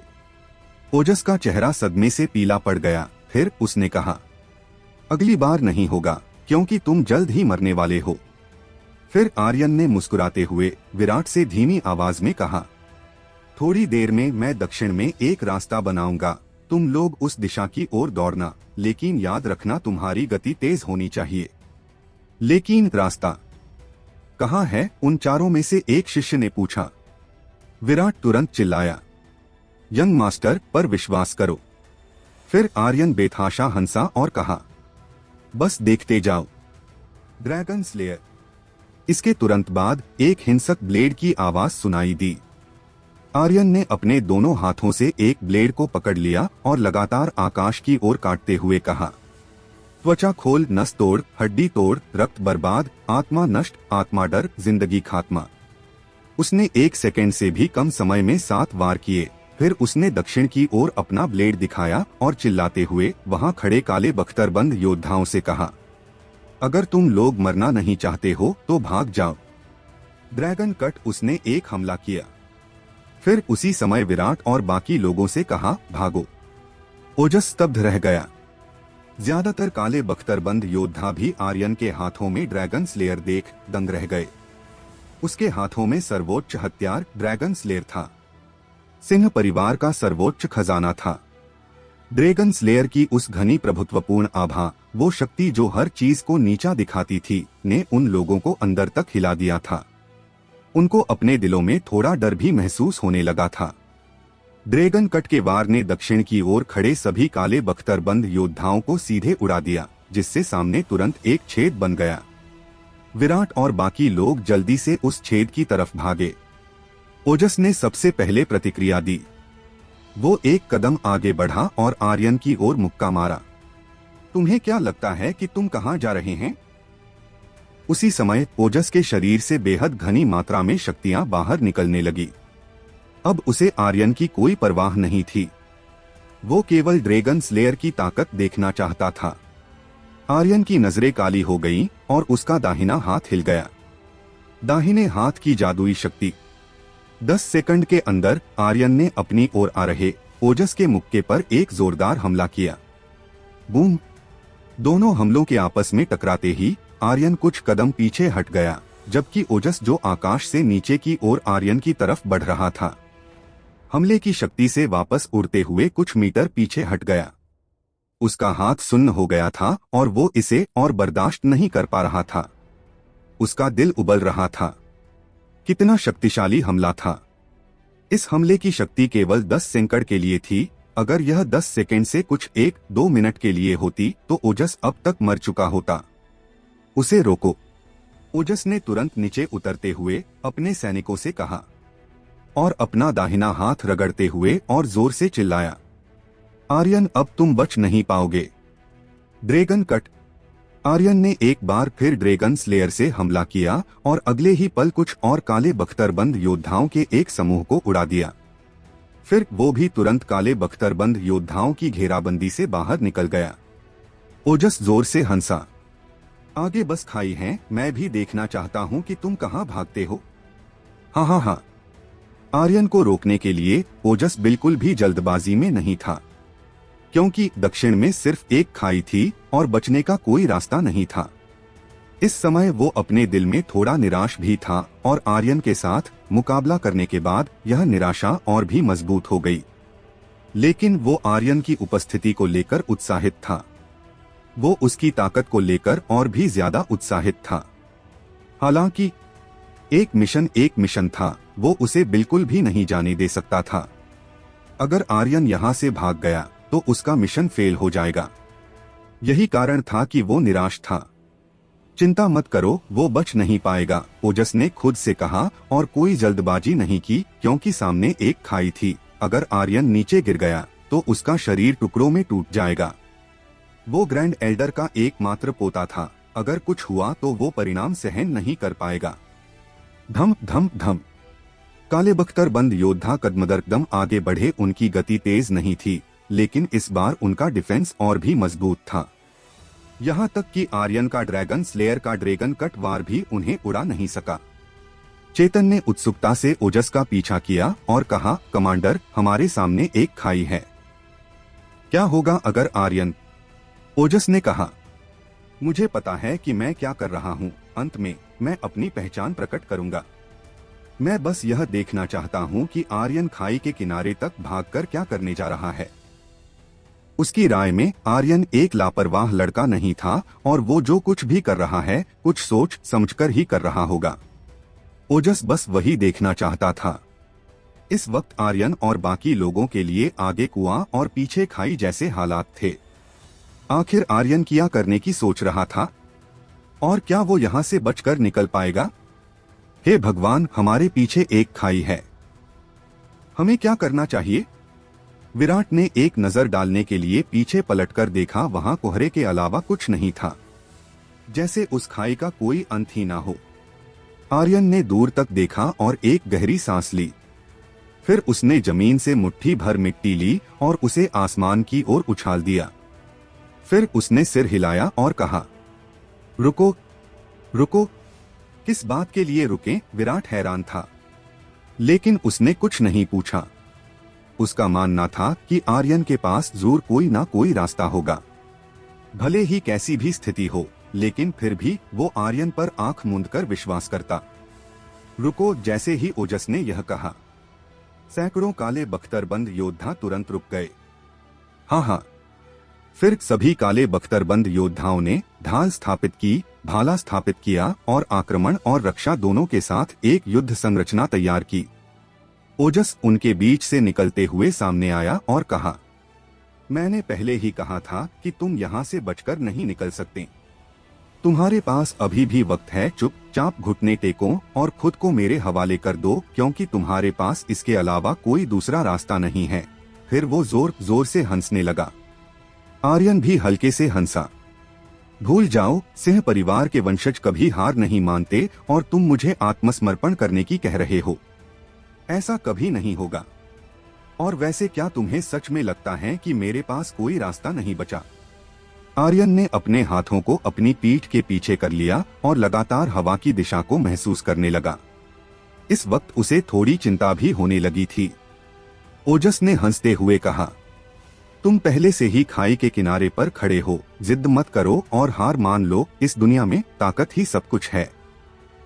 ओजस की नजरों में उन लोगों के पास यहाँ से भागने का कोई दूसरा रास्ता नहीं था और वो निस्संदेह इस स्थिति में हार गए थे। यंग मास्टर, चलो उनसे लड़े। हाँ यंग मास्टर, वैसे भी हम मरने ही वाले हैं, तो क्यों ना लड़कर ही मरे। हाँ, हम मरने से पहले कम से कम उनमें से एक एक को मार कर ही मरेंगे, विराट ने भी कहा। उसे भी लगने लगा था कि अब उनके पास कोई दूसरा रास्ता नहीं बचा है, इसलिए पीछे हटकर खाई में गिरकर मरने से बेहतर था कि लड़कर उनमें से कुछ को मारकर मरना। आर्यन ने बस इतना कहा। थोड़ा और रुको, ओजस ने उत्सुकता से पूछा। रुको? तुम किस बात का इंतजार कर रहे हो? कहीं तुम सिंह परिवार की सेना का आने का इंतजार तो नहीं कर रहे हो? हा हा हा।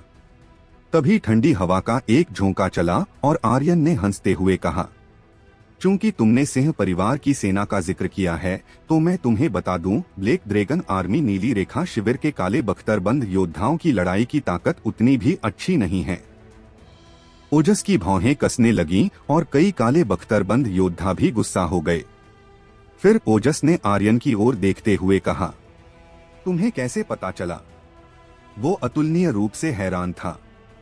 उसे लगा कि उसने इसे अच्छी तरह से छिपा दिया था।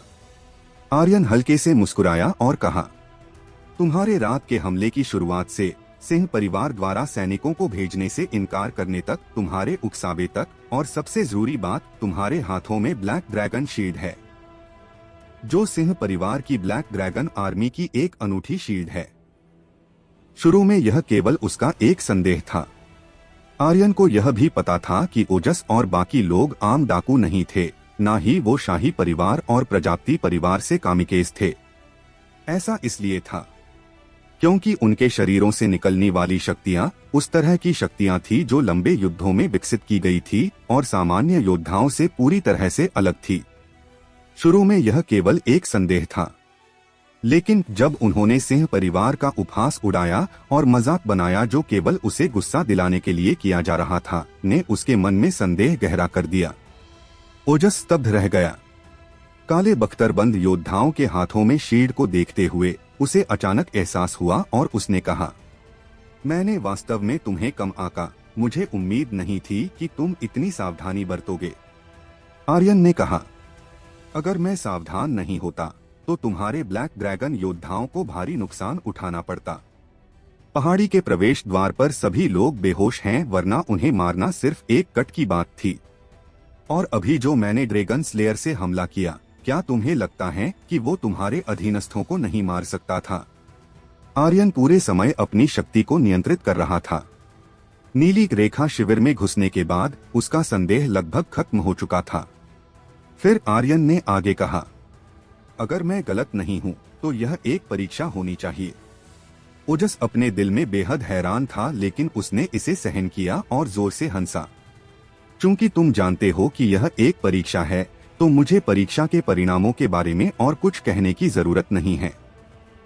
तुम हार गए हो और तुम परीक्षा में फेल हो गए। मैं तुम्हें अपनी पहचान बताने से पहले तब तक इंतजार करना चाहता था जब तक कि तुम हताश स्थिति में ना हो, लेकिन मुझे उम्मीद नहीं थी कि तुमने पहले ही सब कुछ अनुमान लगा लिया होगा। चलो, इस तरह मैं खुद को कुछ परेशानी से बचा सकता हूँ।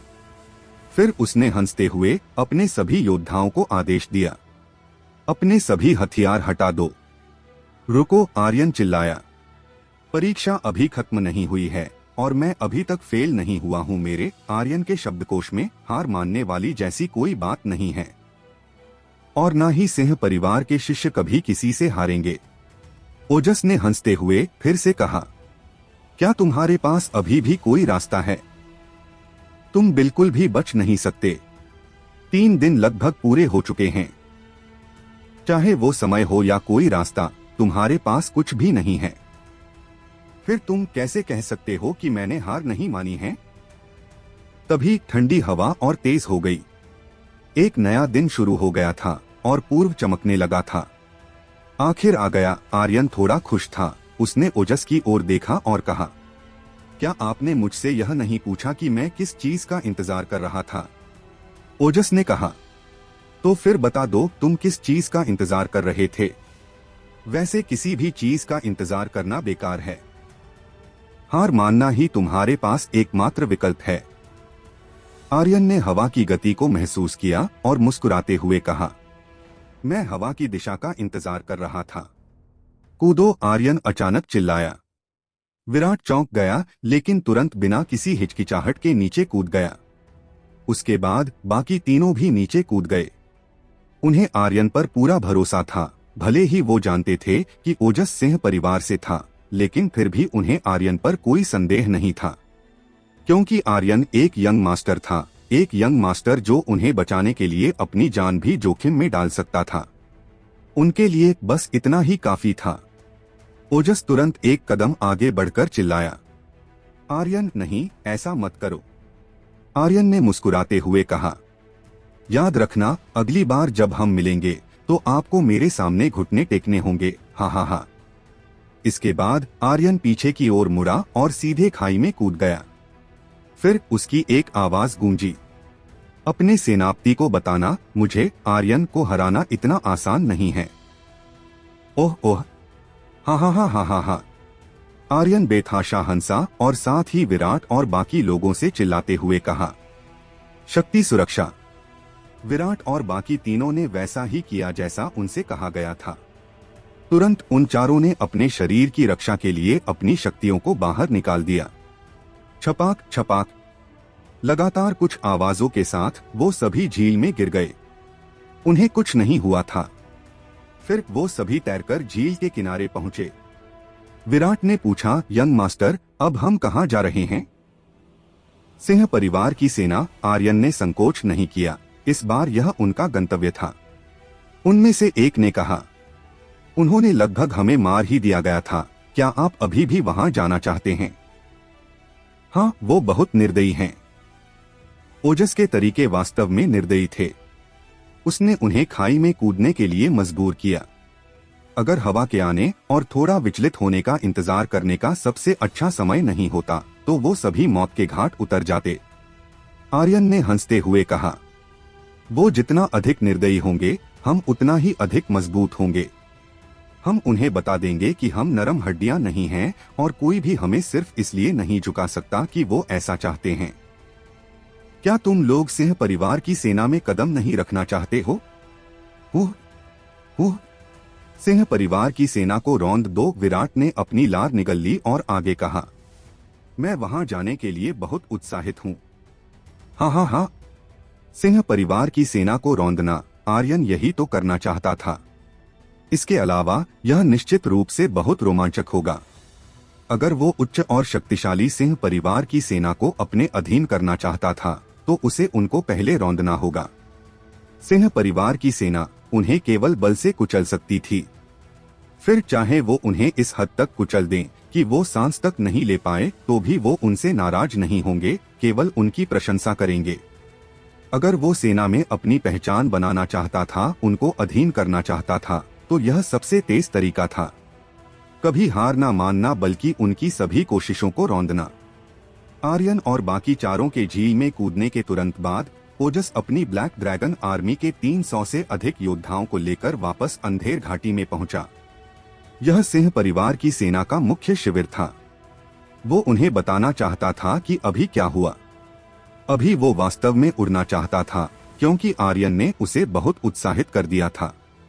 उसे इतना उत्साहित हुए एक लंबा अरसा हो चुका था। उसके हिसाब से आर्यन ने अपना मिशन पूरा कर दिया था। शाम के समय अंधेर घाटी, सिंह परिवार की सेना का मुख्यालय। ओजस ने उत्साहपूर्वक बताया कि पिछले 3 दिनों में क्या हुआ था। वो सब कुछ बताते समय बहुत उत्साहित नजर आ रहा था। अंत में ओजस यह कहना नहीं भूला, यंग मास्टर आर्यन बस बहुत अद्भुत है, सब कुछ उसके नियंत्रण में है। बहुत कम लोग हैं जिनकी मैं ओजस प्रशंसा करता हूँ और वो उनमें से एक हैं। चारों सेनापति स्तब्ध रह गए। अलका ने मुस्कुराते हुए कहा, तो भाइयों क्या कहते हो? मुझे लगता है कि वो ऐसा कर सकता है।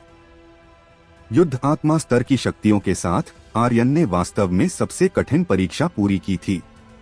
यह कहना गलत नहीं होगा कि यह उनके दिलों के लिए एक बड़ा झटका था। यह एक असंभव कार्य था।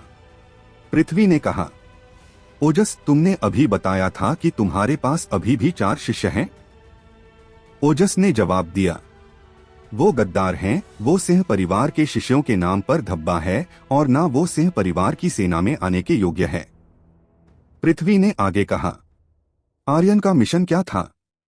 ओजस एक पल के लिए चौंक गया, फिर उसने कहा, पकड़े गए सिंह परिवार के शिष्यों को बचाना। इसके साथ ओजस ने तुरंत कहा, सेनापति रेड ड्रैगन, आर्यन वास्तव में उन्हें बचाने के लिए गया था, लेकिन उन्होंने आर्यन को धोखा दिया। अगर उन्होंने उसे धोखा नहीं दिया होता तो हमारी ब्लैक ड्रैगन आर्मी को यह तक नहीं पता चलता कि वो नीली रेखा शिविर में कब घुसा। वास्तव में यह मिशन। उसकी बात खत्म होने से पहले ही पृथ्वी ने चिल्लाते हुए कहा, मुझे मत बताओ कि क्या हुआ क्या नहीं। मुझे सिर्फ यह जानना है कि उसने अंतिम 4 लोगों को बचाया या नहीं। नहीं, ओजस की भौहें कस गईं और उत्सुकता से आगे कहा, लेकिन बस इतना बहुत है। मिशन मिशन है, परीक्षा परीक्षा है। अगर उसने मिशन पूरा नहीं किया तो उसने परीक्षा भी पास नहीं की। आर्यन अपनी परीक्षा में फेल हुआ है, पृथ्वी ने गहरी आवाज में कहा।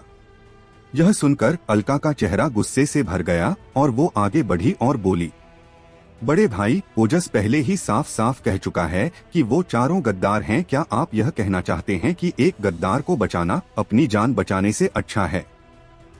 ओजस ने भी तुरंत कहा, आर्यन उन्हें बचाने गया था, लेकिन उन्होंने उसे धोखा दिया। इसके बावजूद भी वो उन्हें बचाना चाहता था। इससे पता चलता है कि आर्यन काफी उदार है। लेकिन उमेश और बाकी लोगों ने उसे पकड़ लिया और हमारे लोगों को बुलाया। अगर ऐसा नहीं होता तो आर्यन कभी भी खाई में कूदने और भागने के लिए मजबूर नहीं होता। सेनापति रेड ड्रैगन, मेरे हिसाब से आर्यन बहादुर और बुद्धिमान दोनों है और वो अपने साथियों के लिए अपनी जान भी जोखिम में डाल सकता है। मैं सच में उसकी वीरता का कायल हो चुका हूँ। उसने व्यक्तिगत रूप से इसका अनुभव किया था, इसलिए उसने आर्यन की प्रशंसा की। कितने लोग ऐसा कर सकते हैं? शायद कोई भी नहीं। फायर ग्लास शहर के बड़े परिवारों में क्या अभी तक कोई ऐसा यंग मास्टर पैदा हुआ है? एक भी नहीं। क्या कोई यंग मास्टर कभी किसी साधारण शिष्य के लिए अपनी जान जोखिम में डाल सकता है? कभी भी नहीं। ऐसे बहुत से कारण थे जिनकी वजह से ओजस उसे पसंद करने लगा था और सभी के सामने उसकी प्रशंसा भी की थी। पृथ्वी ने उदासीनता से कहा, ओजस, एक मिशन है। यह कुछ ऐसा नहीं है जिसे तुम्हारे कहने से पूरा किया जा सकता है। इसके अलावा उसने वास्तव में खाई में कूदना चुना। उसने बाकी शिष्यों की जान को खतरे में डाला। अगर वो नीचे गिरकर मर जाते तो क्या होता? इस तरह का तरीका सिंह परिवार की सेना के खिलाफ जाता है। मेरा फैसला यह है कि वो योग्य नहीं है, इसलिए उसे वापस फायर ग्लास शहर भेज दो। ओजस ने उत्तेजित होते हुए कहा, सेनापति, आप वहां पर नहीं थे। आप स्थिति को बिल्कुल नहीं जानते। जब उन्होंने खाई में छलांग लगाई उस वक्त आर्यन बेहद शांत था और उसकी गणना बेहद सटीक थी। यहाँ तक कि उसने हवा की गति की भी गणना की थी। ऐसा बुद्धिमान व्यक्ति मैंने पहले कभी नहीं देखा। अलका की अभिव्यक्ति भी उत्तेजित हो गई। बड़े भाई, मुझे पता है कि आप क्या सोच रहे हैं। यह सब इसलिए है क्योंकि आर्यन के शरीर में ड्रैगन ब्लड की शुद्धता शून्य है। क्या आप उसे एक मौका नहीं दे सकते? वो आर्यन के लिए खुश थी। पृथ्वी की भौहें सिकुड़ गईं और उसने हंसते हुए कहा, अलका, अब जब तुमने इस चीज का जिक्र कर ही दिया है तो मैं तुमसे पूछना चाहता हूँ कि ड्रैगन ब्लड शून्य होने का मतलब क्या है? इसका मतलब है कि वो सिर्फ कचरे का एक टुकड़ा है। और तुम एक कचरे का मतलब अच्छे से समझती हो, है ना? मैं बिल्कुल भी ऐसे किसी कचरे के टुकड़े को सिंह परिवार की सेना का कार्यभार संभालने की अनुमति नहीं दूंगा। कोई भी ऐसा कर सकता है, लेकिन आर्यन नहीं। फिर पृथ्वी ने कुछ भी नहीं छिपाया और सीधे कहा, मैं बस उसे नीचा देखता हूँ। उसके पास सिंह परिवार का कुलपति बनने की योग्यता नहीं है और न ही सिंह परिवार की सेना का नेतृत्व करने की योग्यता है, जैसे कि उसके पिता के पास उस समय योग्यता नहीं थी। यह सुनकर अलका को बहुत ज्यादा गुस्सा आ गया। उसका भाव उदास और ठंडा हो गया और उसने चिल्लाते हुए कहा, आर्यन आर्यन है, उसका पिता है, और वैसे उसके पिता से आपका क्या मतलब है? उसने खुद सब कुछ छोड़ा था।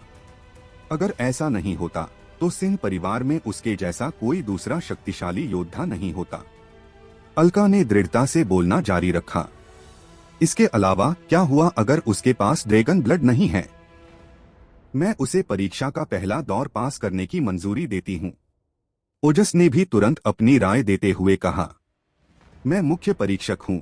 आर्यन ने मिशन को पूरी तरह से पूरा कर लिया है, मैं भी उसे पास करने की मंजूरी देता हूँ। पृथ्वी ने उसकी ओर देखा और चिल्लाया, तुम्हारे पास वोट देने की योग्यता नहीं है। ओजस ने अपना सिर खींचा, अजीब तरह से हंसा और कहा, मैं सिर्फ अपनी राय देना चाहता था। पृथ्वी ने बाकी दोनों सेनापतियों की ओर देखा, सांस छोड़ी और कहा, चूंकि राय में मतभेद हैं, तो चलो वोट करते हैं। जो लोग इस बात से सहमत हैं कि आर्यन योग्य नहीं है, कृपया अपना हाथ उठाएं। यह कहते हुए पृथ्वी ने अपना हाथ उठाया। बलदेव ने भी हाथ उठाया। फिर पृथ्वी ने आगे कहा, जिन्हें लगता है कि आर्यन ने परीक्षा पास कर ली है और उसे एक मौका मिलना चाहिए, कृपया अपना हाथ ऊपर उठाएं। अलका ने अपना हाथ उठाया। अतुल एक पल के लिए हिचकिचाया, फिर अपना हाथ उठाया और धीरे से कहा, मुझे लगता है कि हमें उसे एक और मौका देना चाहिए। ओजस ने तुरंत अपने दोनों हाथ उठाए और कहा, मैं अपने दोनों हाथों से सहमत हूँ। पृथ्वी ने उसकी ओर देखा और ओजस तुरंत चुप हो गया और मूर्खतापूर्ण ढंग से हंसा। फिर पृथ्वी ने शालीनता से हंसते हुए कहा, आधे से आधा आर्यन। आधे से आधा का परिणाम यह था कि आर्यन परीक्षा पास नहीं करेगा। उसे वापस फायर ग्लास शहर में भेजा जाएगा।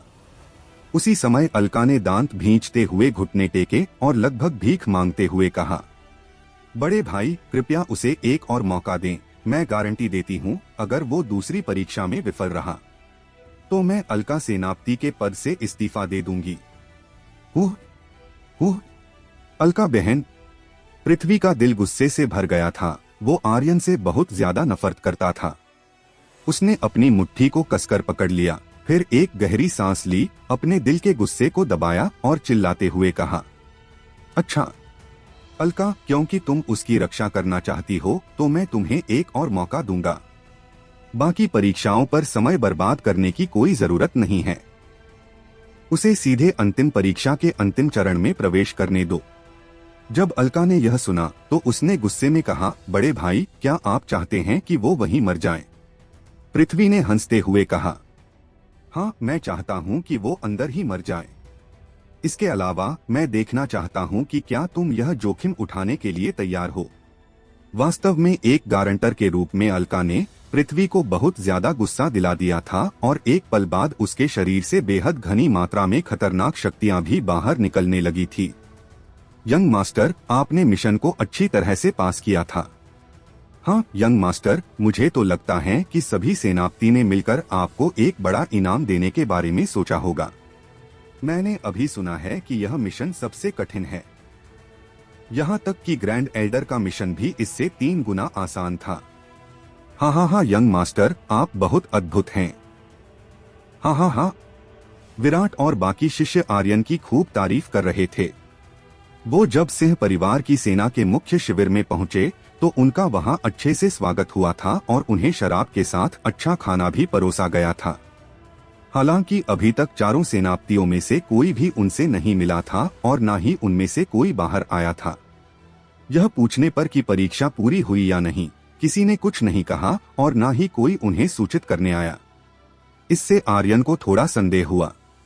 उसे नहीं पता था कि अंधेर घाटी में उसकी परीक्षा के परिणामों को लेकर झगड़ा चल रहा था।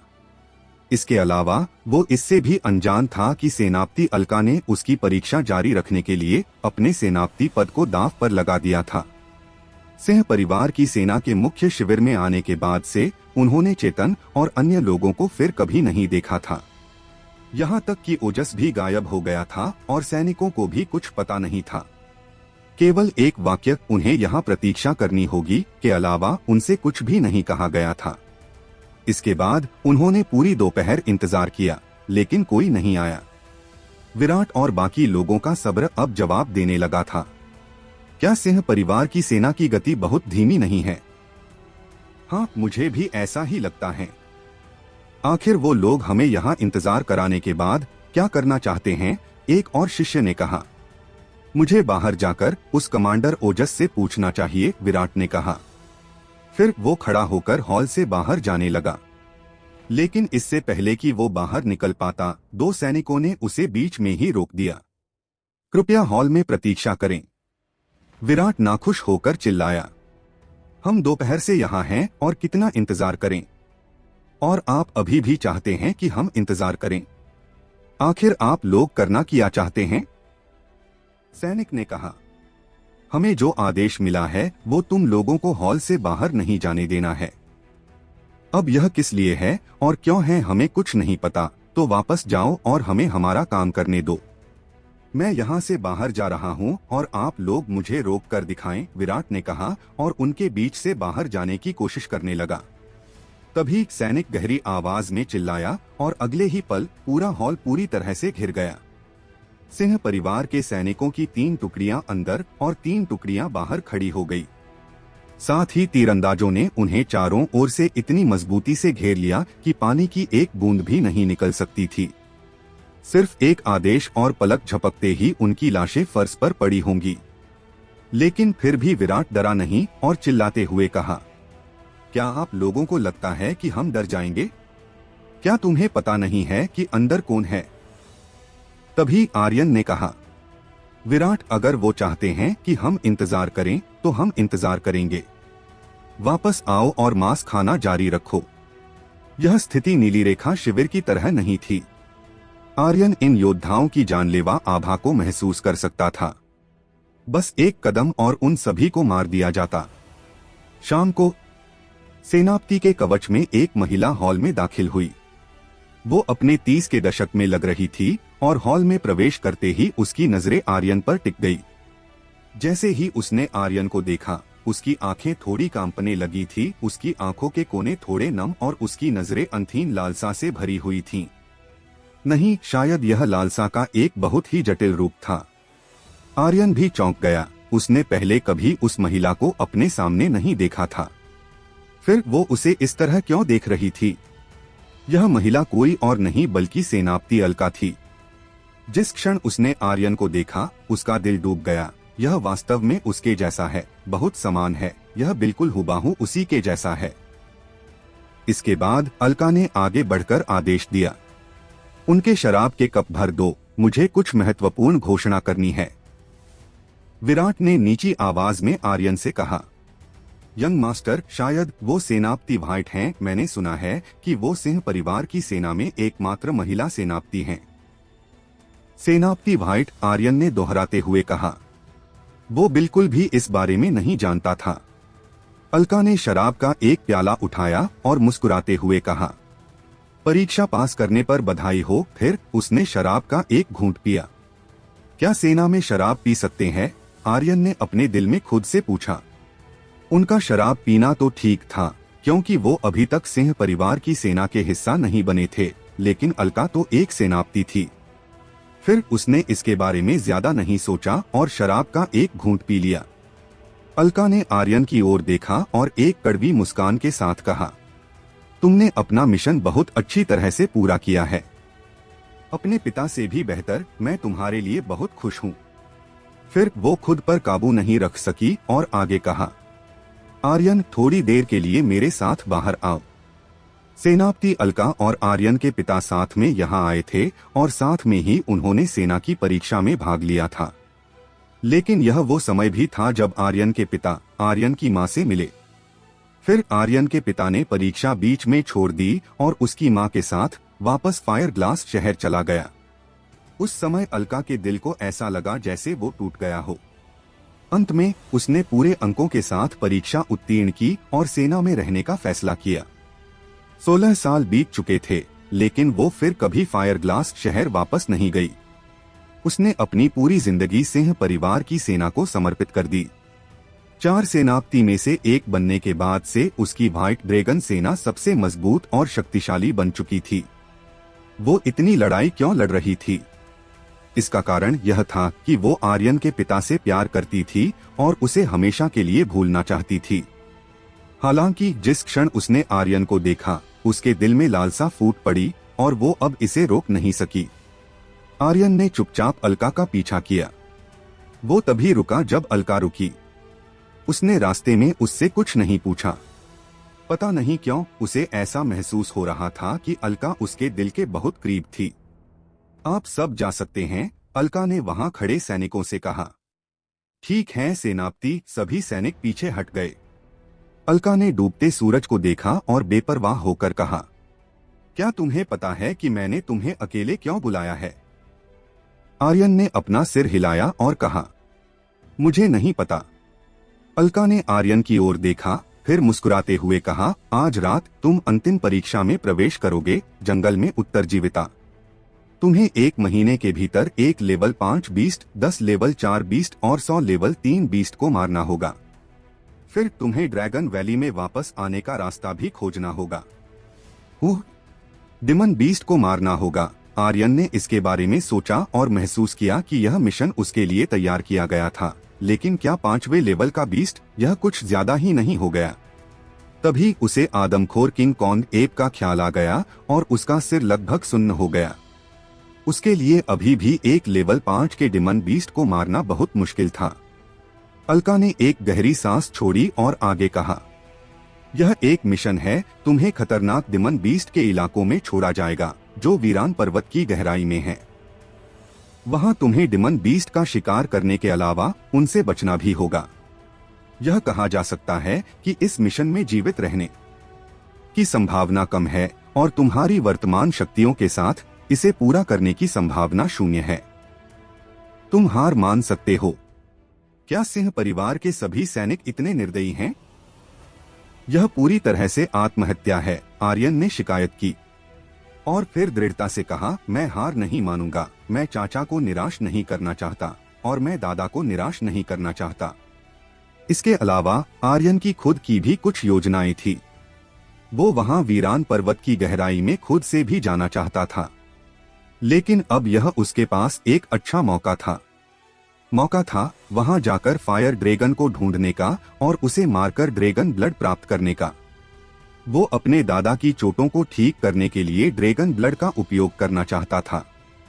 फिर कैसे वो इस मिशन के रूप में इस मौके को छोड़ सकता था? आखिर क्या होने वाला है? आर्यन की इस दिलचस्प कहानी का अगला पड़ाव जानने के लिए बने रहें हमारी कहानी स्पिरिट वर्ल्ड के साथ, सिर्फ हमारे चैनल रोज वर्स पर। धन्यवाद।